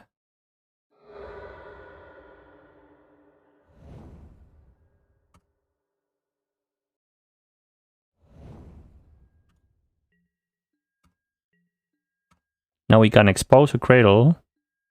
Nice. So now we can expose... we can now expose a Cradle. And if they have Wasteland, we can bait it. And we can keep a second Cradle and Bayou up for Shriekmaw.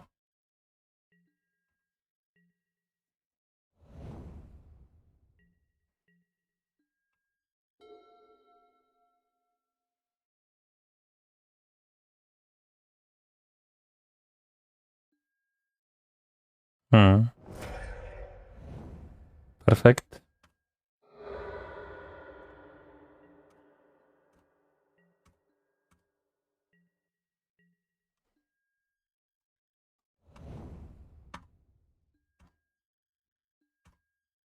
Okay, so Reclaimer is actually now bolt proof because we can Legend Rule ourselves to protect it if they want to try and bolt it.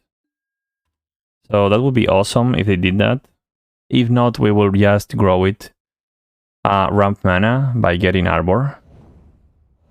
So bolt here would be the best. If they bolt the Reclaimer. They play Delva? What? So they play Predict and Delver in the same list? Okay, that is unexpected. That is highly unexpected, actually.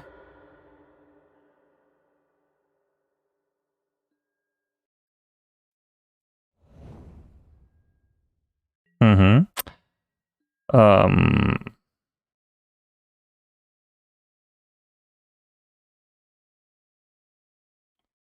2, 3. It will say you rotate again.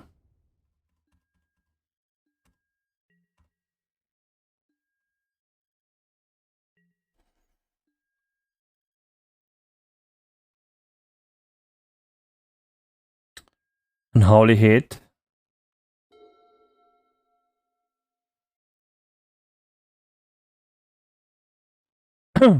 Doesn't do a lot. Could get a Mortide. Actually, if they got a Mortide, it's very good for us. Iteration. They love their iterations. Probably they play 5 or 6. Okay, they keep 1 mana untapped. Do they cast something on the second main phase? They don't. Right. Just gonna get second Arbor. I probably we card cast Shriekmaw.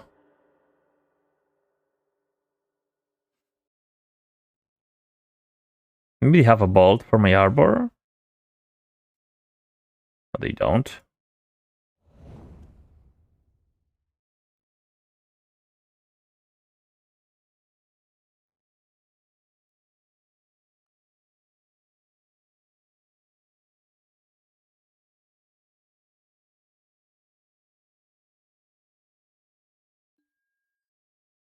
Sure.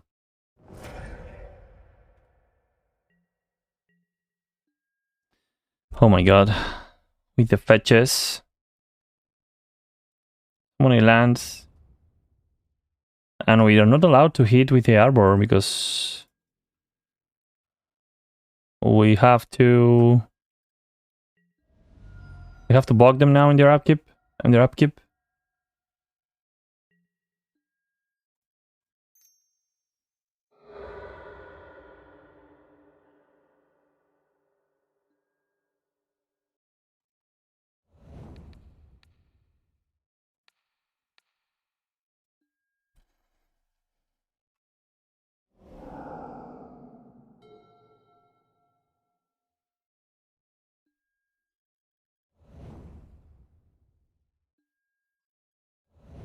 Double DRC.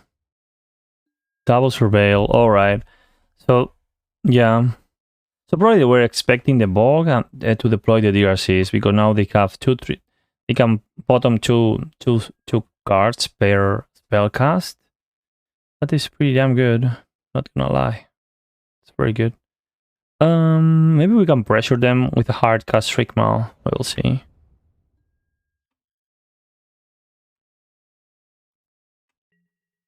If you don't have anything better, we probably will hard cast it. See how it goes. Interesting. That's very good. What do we want here? Maybe it's just a second Reclaimer.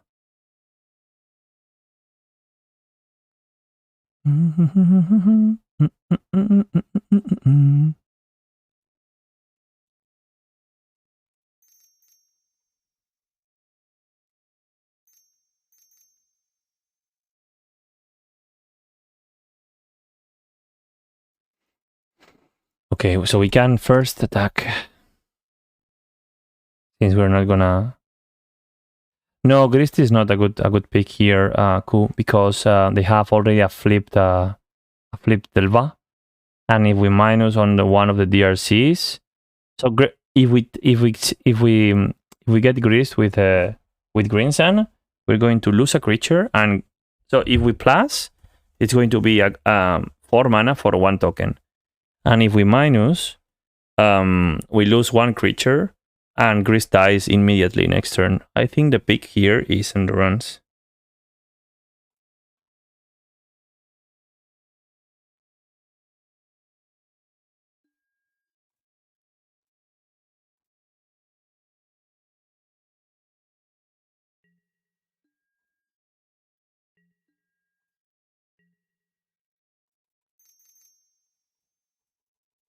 So this further delays possible Murktide.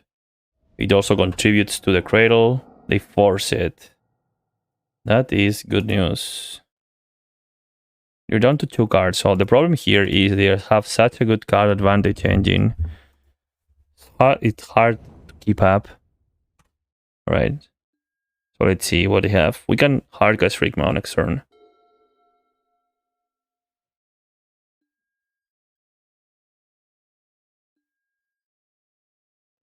Probably means they haven't Morktide.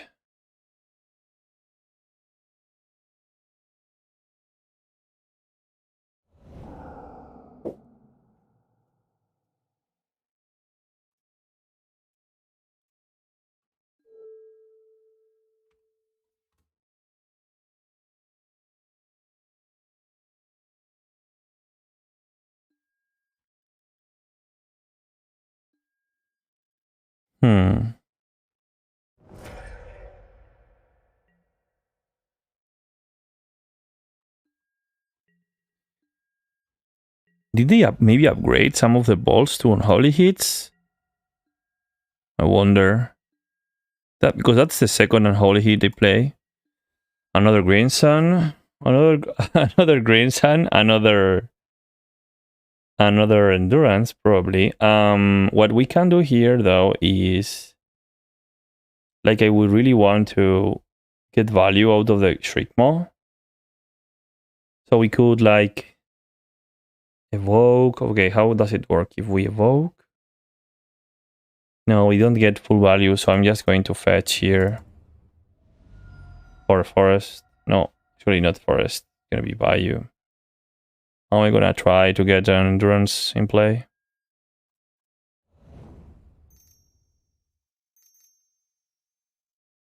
Actually, yeah, no.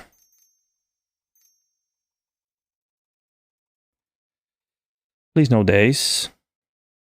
That would be very great. Second force. They pitched the Murktide though.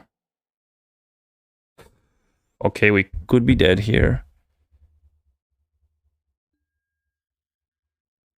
Yeah, we're dead. So we were dead to a triple flying threat. So our read was correct. The previous force was protecting the graveyard from the first green sun on 3 for the Murktide that was coming. But now they put a DRC in the graveyard, turning on the other DRC, so they have 8 power in the air. 9 power in the air, and we're dead. GG's. Unfortunate. Probably our keep was pretty slow. Probably our keep was too slow. Well, we kept what? We kept a Shriekmaw. We kept once upon a time Shriekmaw, double Cradle, and a Shepherd. Pretty unfortunate.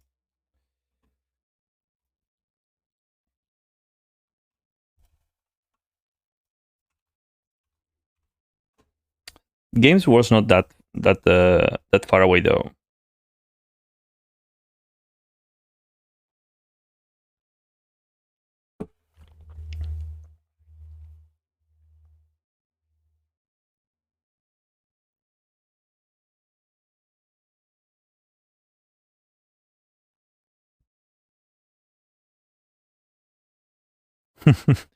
Yeah, they had a lot of things, but I don't think this list is very stock because they had 2 unholy hits. Yeah, that's okay. That game was nice. Golfinus. Okay, no idea what this gentleman plays, but we are on the draw. Do we keep this? Probably not. It's much better. Put back. What do we put back? Huh. I think we actually put back a Cradle. No. I don't hate the double ones here, TBH.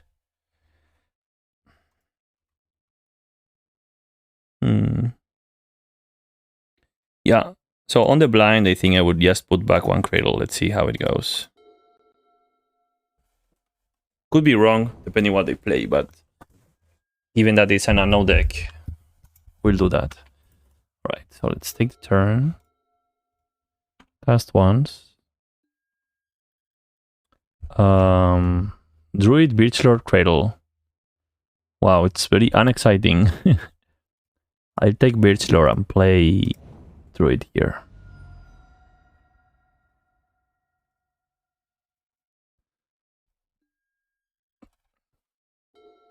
My heuristics to play Druid first is that Birchlord is usually better to play around removal, and Druid needs 3 elves to be online. So if we top deck another elf and they deal with the Druid, Birchlord can still work, so that's why I play the Druid first.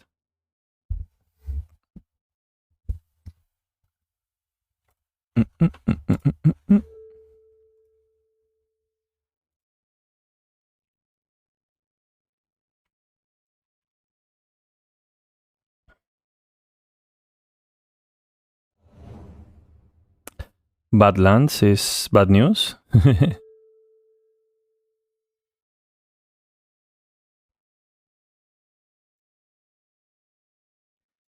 Grief.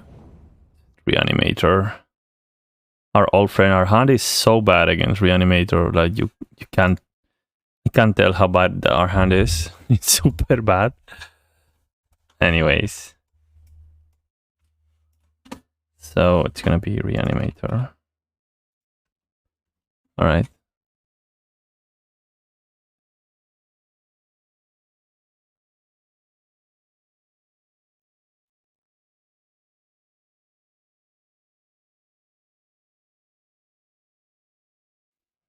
They should take the ones. Yep. That's correct, opponent.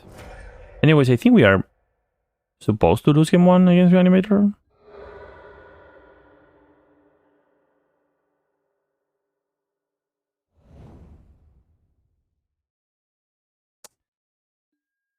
Exhume the Grief. Take the Birchlore. Yeah, okay, so that's a pretty weak reanimation. And we can kill that Grave. We can block it.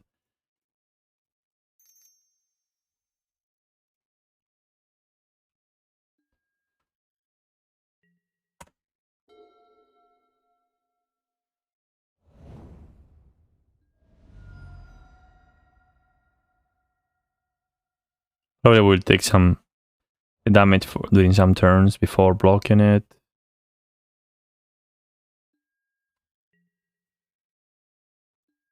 They don't attack. Interesting. Yep. My guy came to say hi. So that's a problem for them if we untap with the Reclaimer. They need to do something now. Or the train is going to leave. And winning game 1 against Reanimator is so good. Wow, the pass. Are they passing or thinking about attacking? Let's see.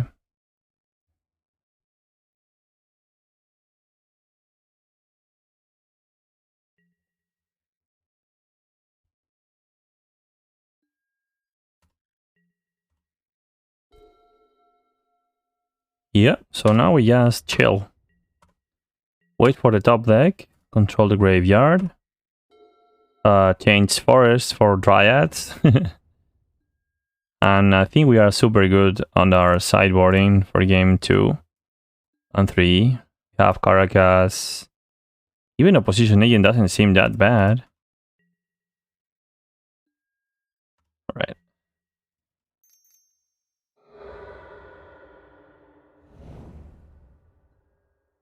Yeah, I don't know what they're doing. Alright, so that's just lethal.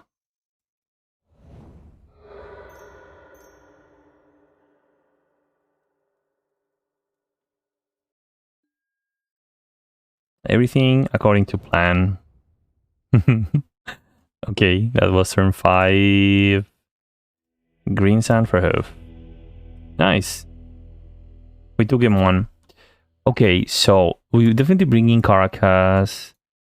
We bring all the endurances. On the thought thesis, that is given. What do you think cool about Opposition Agent? Do we bring it? Do you think it's worth it? Hey, Loro. Do we bring in Opposition Agent? Yes or no?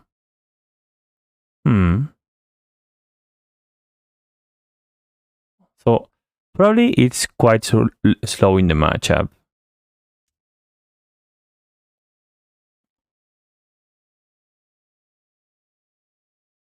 Yeah, probably they thought our draw was so bad. They were chill about it. Yes, happens. Our build top deck's very good. Okay, so we're cutting the collector. We're cutting Vicious. And we need to cut one symbiote.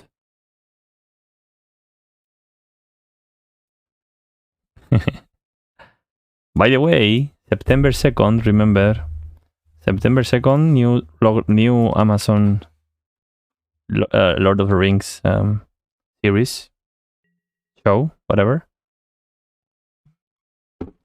Okay, I think we keep this. Try to hit the Bayou. Boseiju deals with Animate Dead.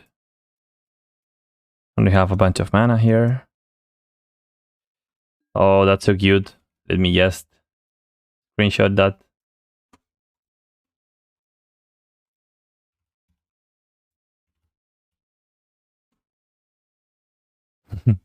I sent him the message. Oloro.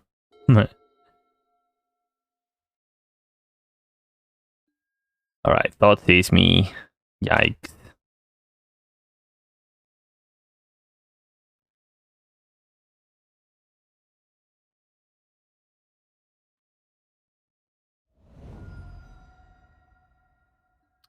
Guardian of the Ballard start in Silmarillion. Yeah, I hope they explained that part.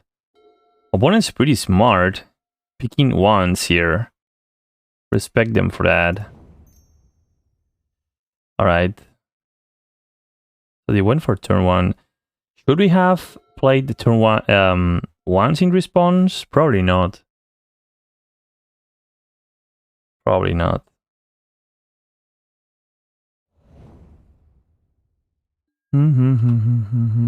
Okay, thoughts is incoming. That's not a good draw.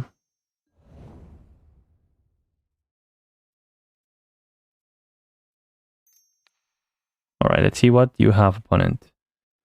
Oh, you don't have red mana? Nice. Okay. So actually, what you have to pick on this hand is the looting. I think HC Fox explained it to me. Reanimator has fewer ways to put things into the graveyard than to reanimate them. So you always, if you are presented this question, you always pick the card that the enabler, right? The enabler in this case is the card that puts the payoffs in the graveyard. That's what you pick. And I'm almost tempted to bog them here. So I'm going to give it one more turn of confidence, probably. Play the art. That is very greedy. That is quite greedy. If they top the red source, I'm gonna regret not playing the Bojuka Bog. Okay, they don't play. Never punished. That's a good draw.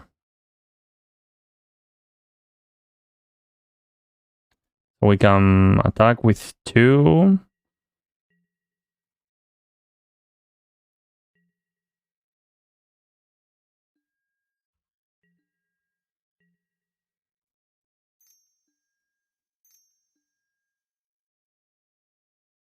Bog them. And probably I will Thoughtseize them again. So let me dismiss the hand and Thoughtseize them again. Again, another way to put the guy out of the graveyard. So I'm going to put the one that is more mana efficient here. We can start bashing next turn.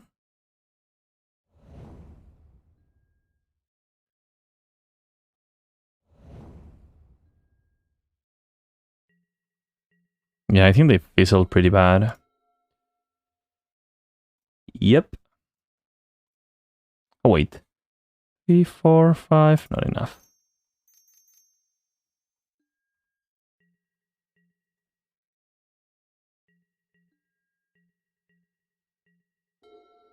So Oh, they found red swords and looting in the 2 draws. It's pretty good. Okay, so we might be facing here a reanimation. Let's see.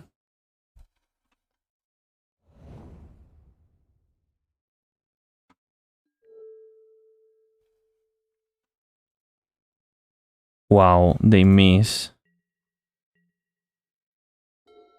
They are being very, very unlucky. This is not how it usually goes, have to say. And this is just lethal.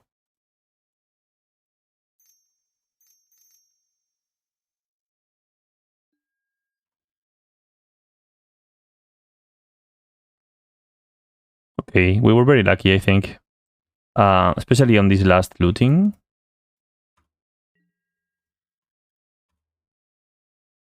Yeah, this is, I don't know. Reanimator lands. Something weird. Okay, so we won in 2-0 against Reanimator. Pretty sweet. Pretty sweet. We are 1-1.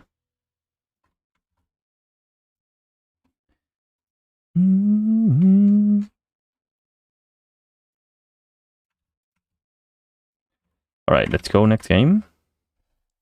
So far, didn't really have a chance to bring in the agents or the clubber. I really want to pair into D&T and play the clubber. I would really like that. Do they even mulligan? I can check.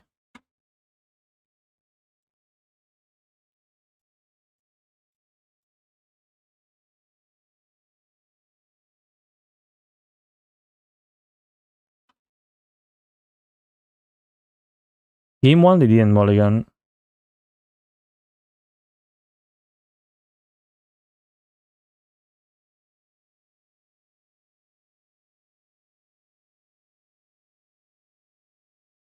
Game 2, they mulligan to 6. So actually, it took a mulligan. Laika, come home. You can tell I'm not used to this time schedule. I don't know anybody in this time zone. This is a pretty good hand. Finally, we get the decent elf hand. This is a keep. We are on the draw again. Amazingly, we won a game on the draw against Reanimator, which is notably hard. Team 1-2. Best time zone on the planet. Oh, is it the mirror? Or what this is? Could be many things.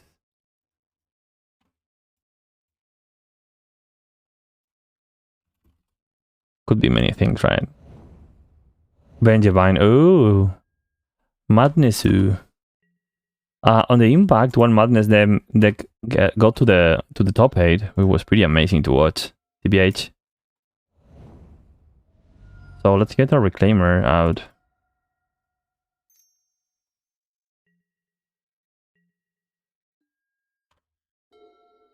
So this is Madness.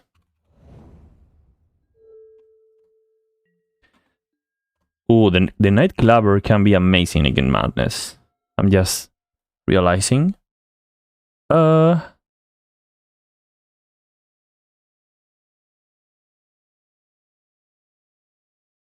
It's probably just Cradle Pass? Or even Fetch Pass.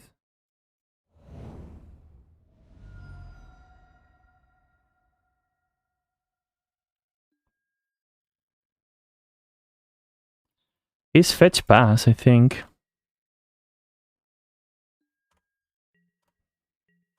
So Big Reclaimer is Big Reclaimer now?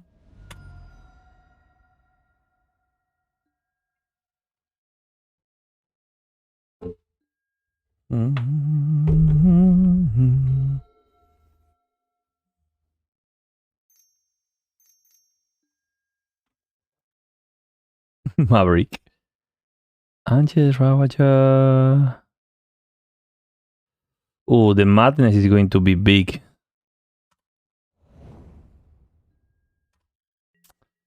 Alright, so decisions. Do we get the Arbor or the Cradle? Probably the Arbor.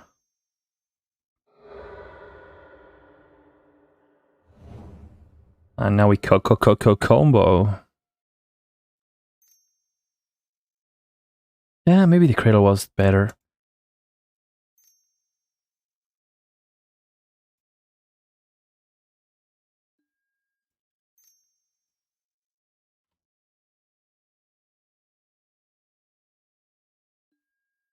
Oof. That's a good draw. Okay, so help me count. We are at 2 cards drawn. 3, don't count the Vicio, I'm counting the Glimpse Chain. 3 cards. 4, 5.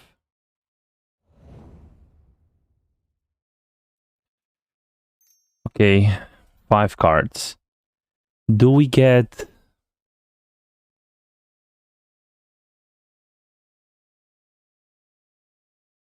Probably we just do nothing and kill them the following turn. Yeah, it's 5. Okay, 6. I'm gonna conserve the greens on here. 6. 7. I think the patience here paid off. Yeah, we're gonna pass. And then we just shove them. Could have gotten an extra reclaimer probably, because they're still dead with 2. They are still dead just to shepherd. Even if whatever they do here, I don't think it's possible that we die on this same turn.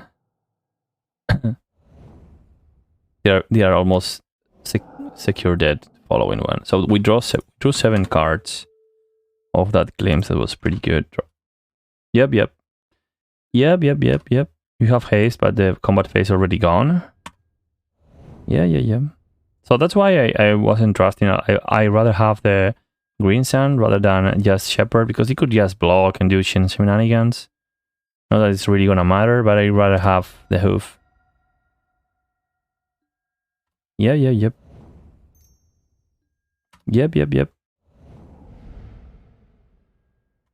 Okay, that was risky. That Burning Inquiry was risky for us. We could have lost the green sand there. Okay, so let's just make it as big as possible. Okay, there's no arbor, so I'm not gonna bother. Yeah, just get the hoof. Yep. Some card we have to take into account here is Rain of Fire.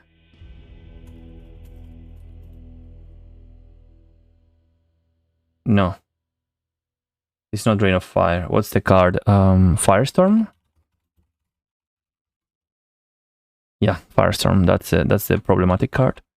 Okay, so was turn 4 Green Sun Senator Hoof. It's the same. Alright. I think we definitely bring in the Clubber. We bring in the Endurances. And we cut the Glimpse. Collector probably is not good. I think that's it. Yep.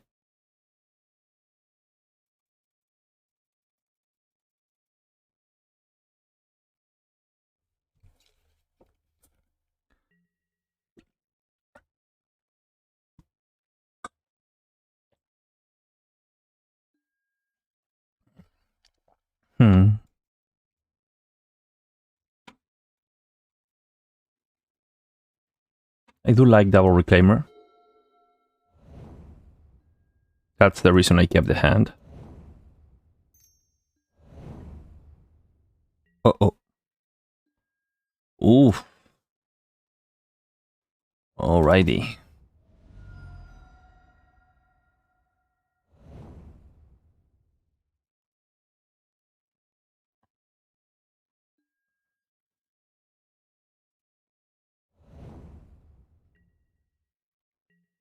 By the way, this card in foil is pretty.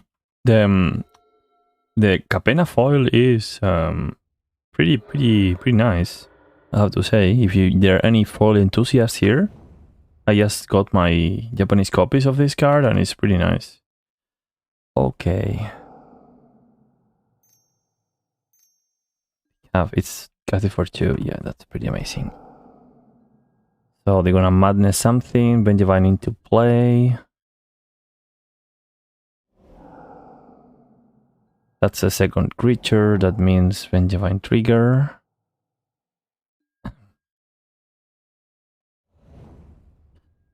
What else? Oh, right, alright. So we need to deploy our soon to be 3/4 tribals. Oh my god. You got the nuts draw. Alright. We can get aggressed, which maybe helps rushing the reclaimers. We could play a Nightclubber here. Nightclubber, notably not bad.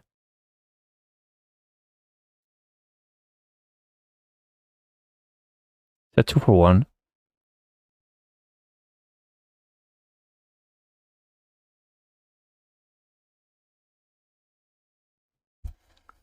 Probably we want to do that after block sometime, so...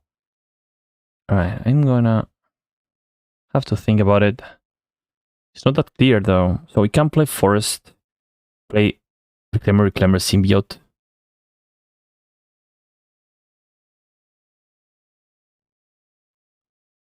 How much damage can they put up next turn? I really want to kill this Ravager. That can be really a problem. Could also make a Grist. I think that the Reclaimers is the best play here. So we're gonna just play double Reclaimer and Wirewood.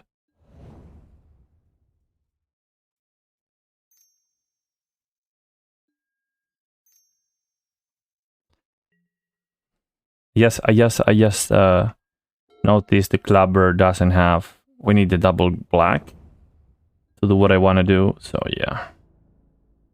Alright, so that's a lot of damage. That is 14 damage? Freaky D. Yeah, we need to block here.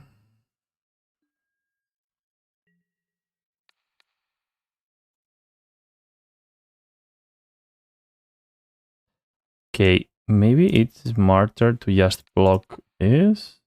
So you have to pump and use the mana? I think so. So we force them to pump. Yeah, we're gonna bounce anyway. Anyways. So we're getting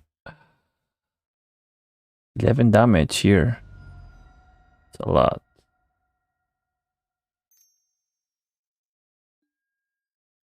Uh-oh. No.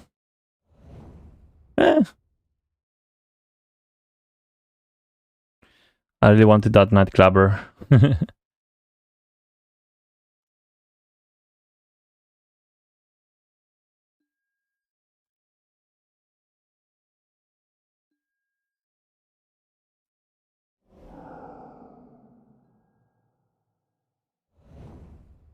It's looking bad from here. That Nightclubber now would be so good. I think we need max blockers here.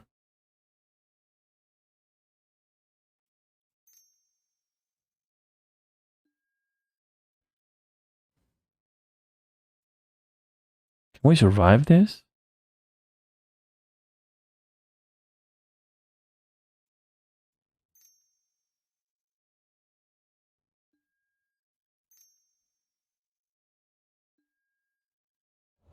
Right.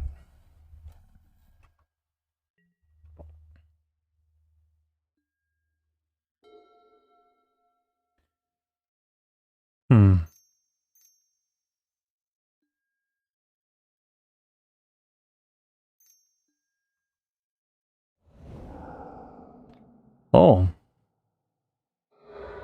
That actually helped us. It buffed the Reclaimers. They don't have an hunger, so it means it can't attack. They're gonna redraw 3 now. Okay. So there's a chance after all.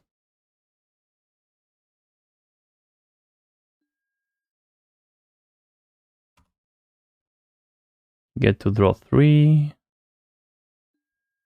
Blocks. Okay, so we can trade here. Can trade here. We can trade. Well, this is not even trading. We can block here. And we can block here. And now the funny part is we want to say okay to this block. Okay. Now we're gonna bounce. Yeah, it's gonna work just fine. Yeah, I think they should have attacked with the Putrid Imp. That's a major mistake here. So you're gonna bounce this. Add 1 mana. Bounce the Shepherd. Add another 1 mana. We're gonna rotate the Arbor. We get a Cradle. And we get the turn back. We take 0 damage.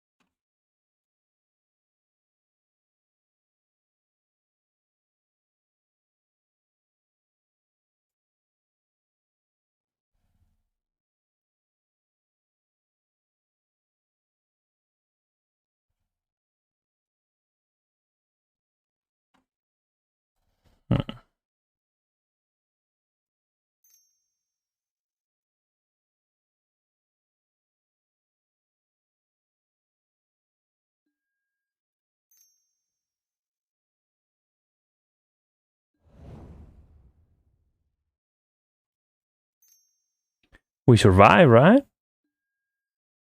1, 2, 3, 4, 5.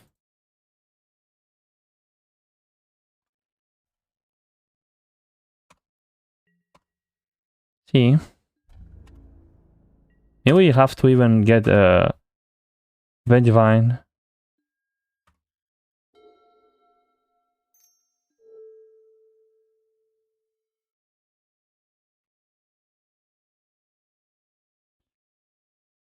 Looting. What are they gonna get off the looting?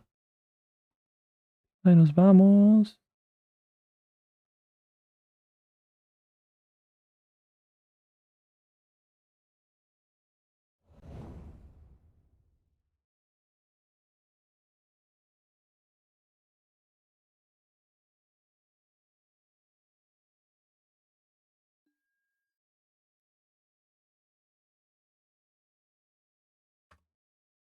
Okay. Yikes. I don't like that. Okay, that could be a problem. They discard the Walla. Sure. Everything gains haste. That's a problem. We are 1 blocker short? Ugh. But they can't pamp.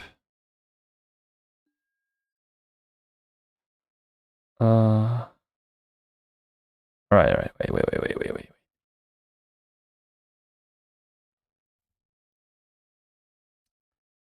That's game. Yeah, I think that's game. We can prevent them from Vengevining us, but then they will have enough attackers. That is game.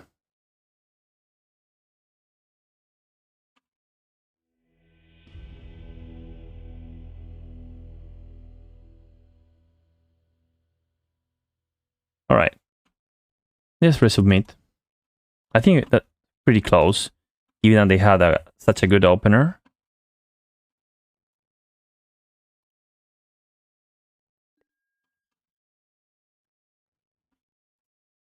Alright. This hand is quite good.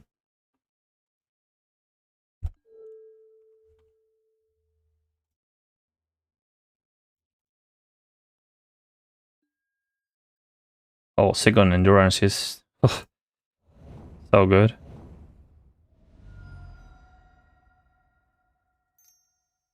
Yeah, we're gonna just spam the endurances.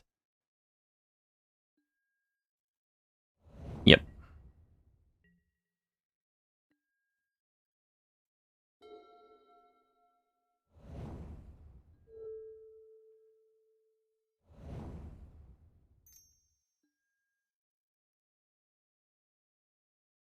Oh, I love this song, by the way.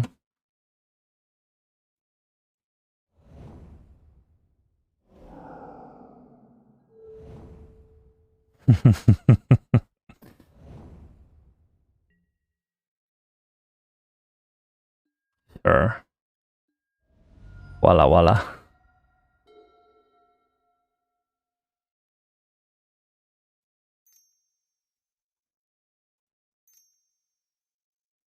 Can do it this way. Could even crack the LED.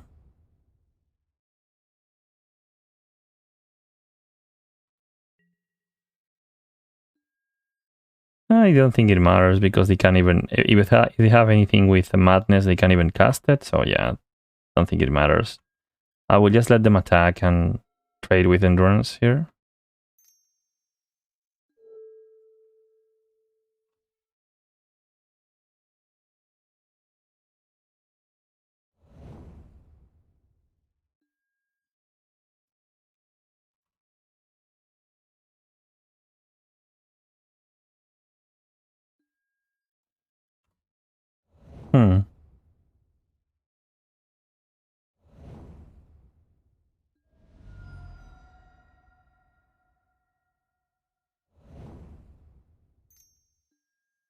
Oof.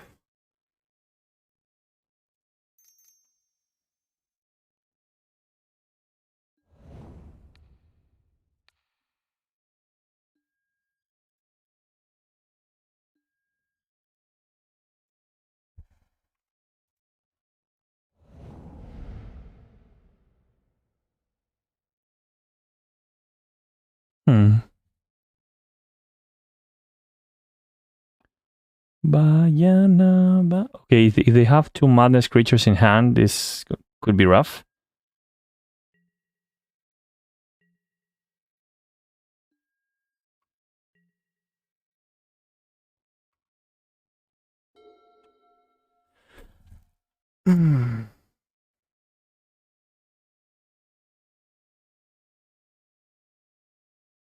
This is very interesting now.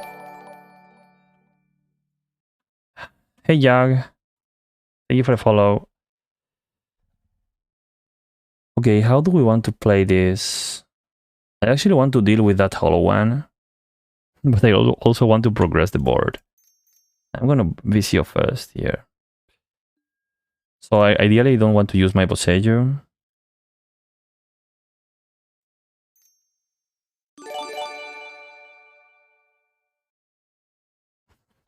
Random gifted sub from Ku.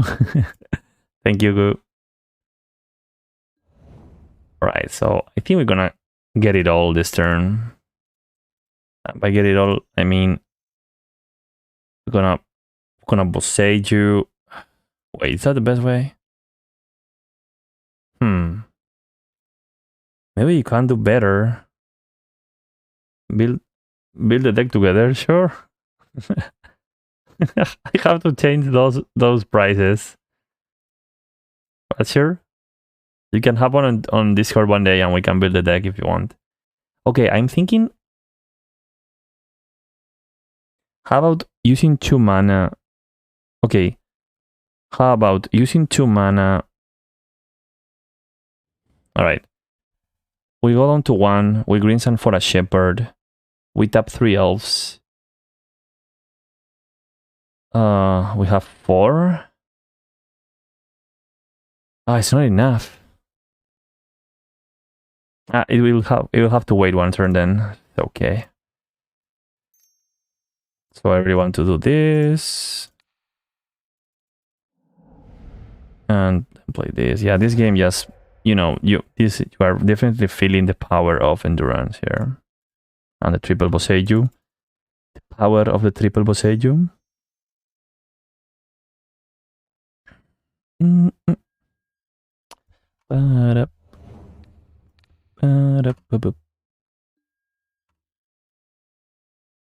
will lose the mana, blah blah blah. Yes.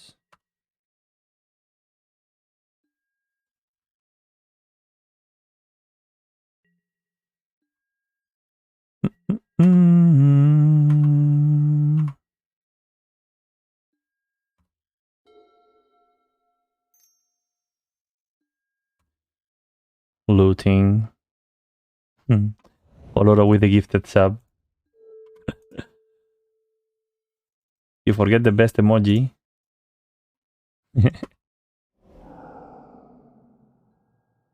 Okay, more Wallace. Oh, they put down a Firestorm. That's like the best card.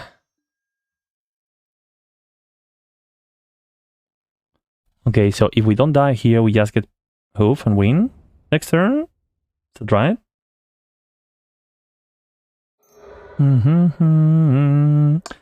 So probably the worst thing for us here would be like Burning Inquiry, because maybe we lose the Green Sun. GG's. Okay.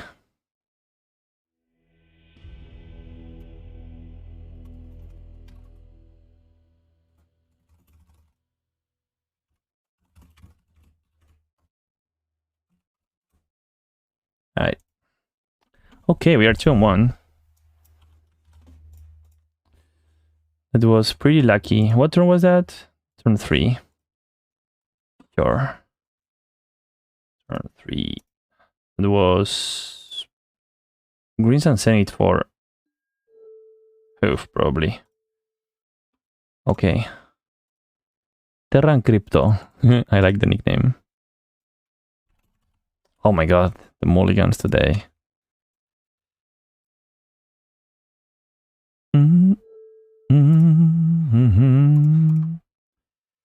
We keep this. What do we bottom here? It's rough. Probably the Druid is the weakest card.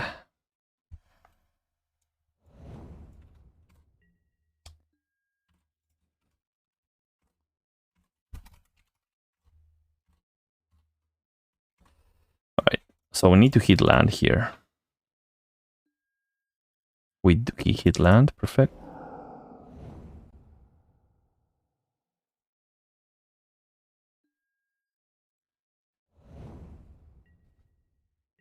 Okay, so we're glimpsing next turn.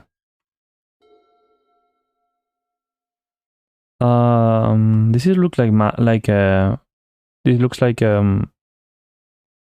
curses to me.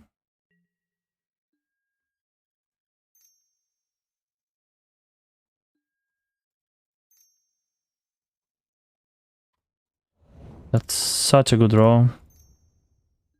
Such a good draw.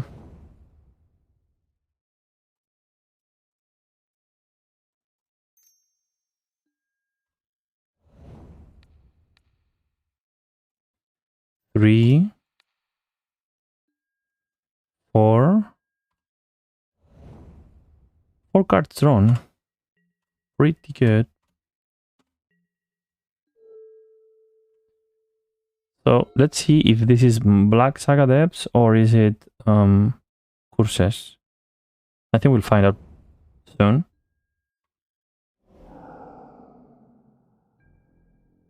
Thank you, Goo. See you again Thursday.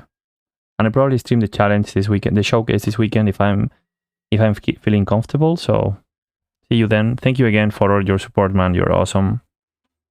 Have a good night. Right, so I'm going to play the Vicio. Well, I'm going to play the Vicio, or maybe we just have to hold for the Cradle. That is just like the responsible thing to do. Can also play what we could actually play a Vicio. Am I right? Because we have 1 mana on the untap. Sure. See you. Good night. Yeah, I think we do it like this, and when we pass, we get Cradle. I could have attack with Symbiote. We get Cradle next turn. I'm a little bit suspect. We didn't play any fetch. Maybe they are holding that ritual into opposition agent. I'm a little bit... Oh, sure, they get a Collective.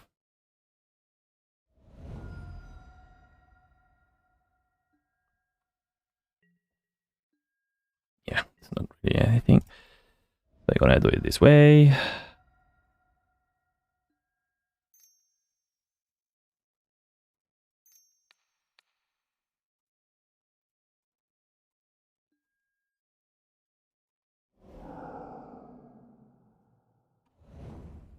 Okay, the Snow Agent. Now we can try to draw cards, or we can try put some damage in. We can hit for 17. I probably prefer to hit for 17 at this point.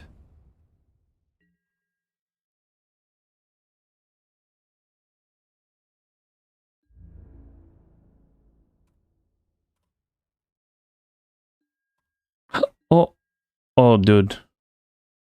I misclicked. Did I? So game log. Oh, we already did damage. Oh. Okay, bad Runkor. Misclick.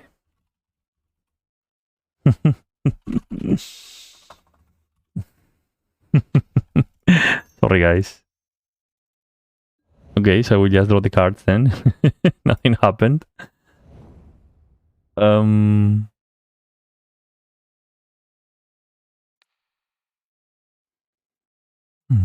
We do it this way.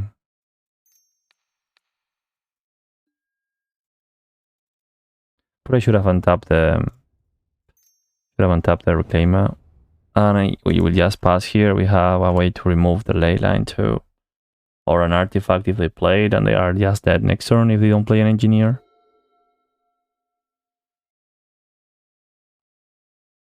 So they need to have land drop and engineer. They just concede. Sure, nice. Lucky for us.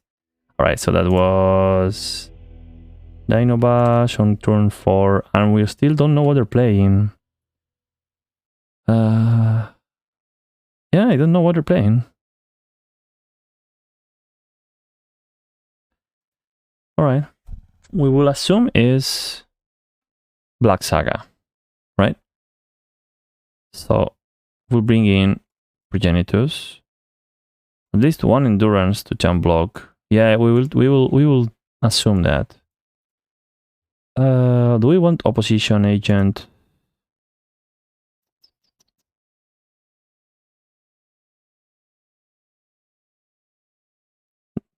Not really. We don't really want the bog. Probably that's about it. Yeah, this seems fine.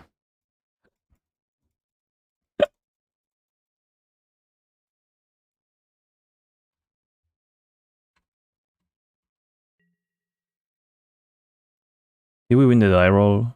Nope. On the draw again. Alright, so what is this? This is a Boseiju and Ramp and Symbiote and BFF. Keep.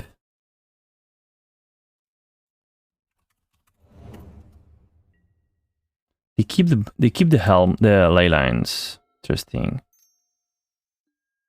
Yeah. Opposition agent, Plague Engineer, turn 1. Sure. Alright, did we bring in the progenitors? I think we did. Nice. Alright, so that's actually not a such big problem as it seems. Since we're gonna be ramping. We get the black, we get these. We're exposing us a little bit ourselves because we saw they played Wasteland. But we will try to play Grist the following turn to unlock our Elves. Pretty lucky.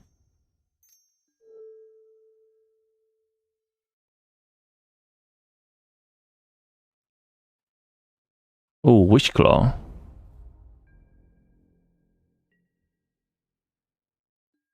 Wish Claw is definitely interesting. Maybe it's not what I think it is. Huh.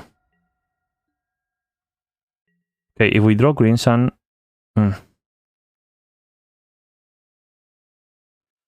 Oh, maybe the Wish Claw just gets the Helm, right? I need a text on Helm. Helm of... Obedience. Cost 4 mana. They're still far away from casting. Yeah, I'm gonna go for the Grist.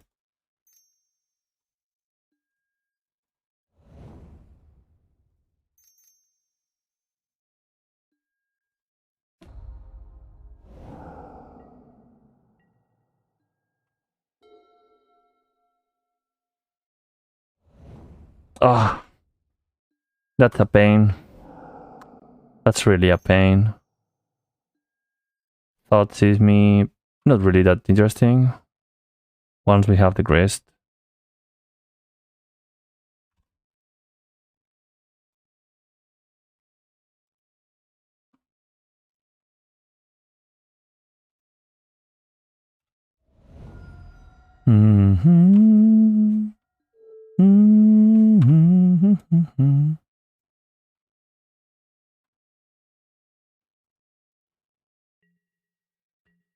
So they don't even attack, which is funny because we're gonna trade anyways, right? Okay, so that's pretty nice. Oh, no, we can't play the VCO here. True. Okay, so we're gonna minus on the insect. Toop. Yes. Perfect. Now we're gonna play VCO. They still can activate this. But there's nothing we can do about it. Can get in for 1 and then replay the VCO.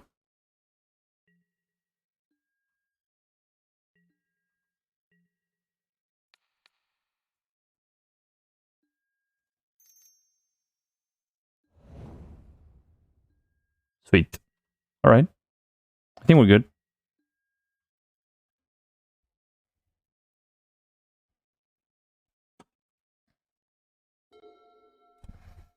So this definitely looks like...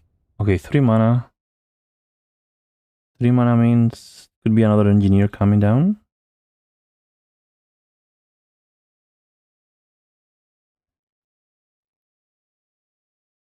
Okay, I have to send a screenshot of this.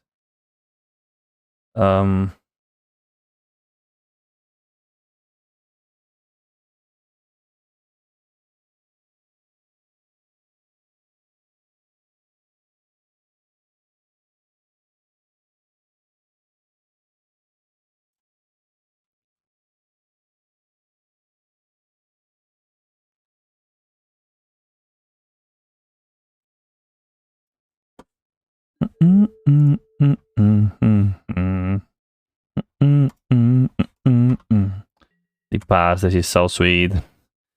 We need a Cradle to completely ruin the day. Actually, I'm not going to bounce here. That's a good draw. Do we claims? Probably.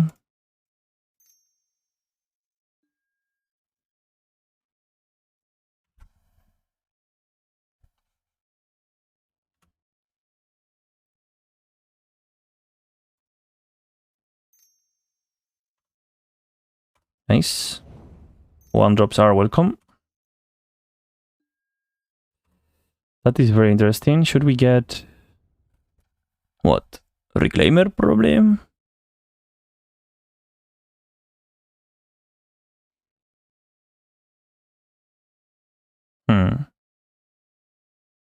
Reclaimer is very, very slow though.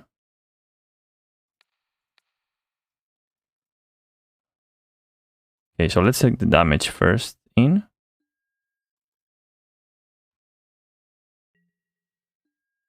Remember, Glimpse is still active through combat phase.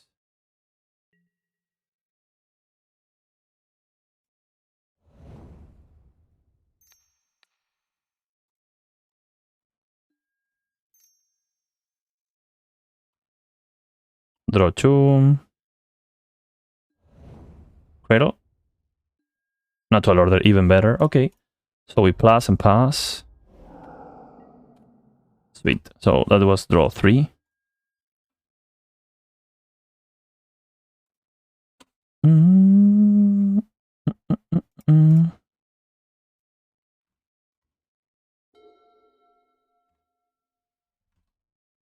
And let's see, how can we deal if they... Okay, so if they want to activate Wish Claw, do they have all the mana? No. Need one more. Maybe they have that ritual. Okay, they play Second Plague, probably on Insect.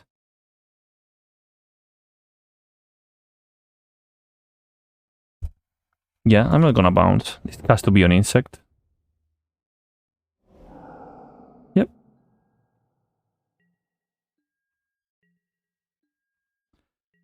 Well, we don't really care, do we?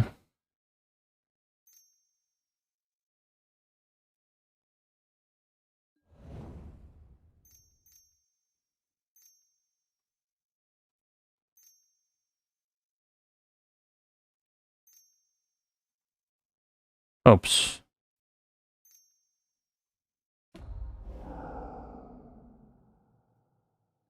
Oh, I forgot. Anyways.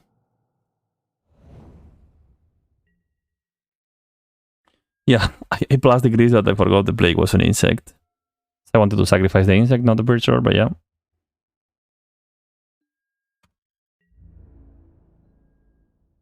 Yeah, so we're probably already there. We can even crack the ley line just for safety. Although, it's no rush.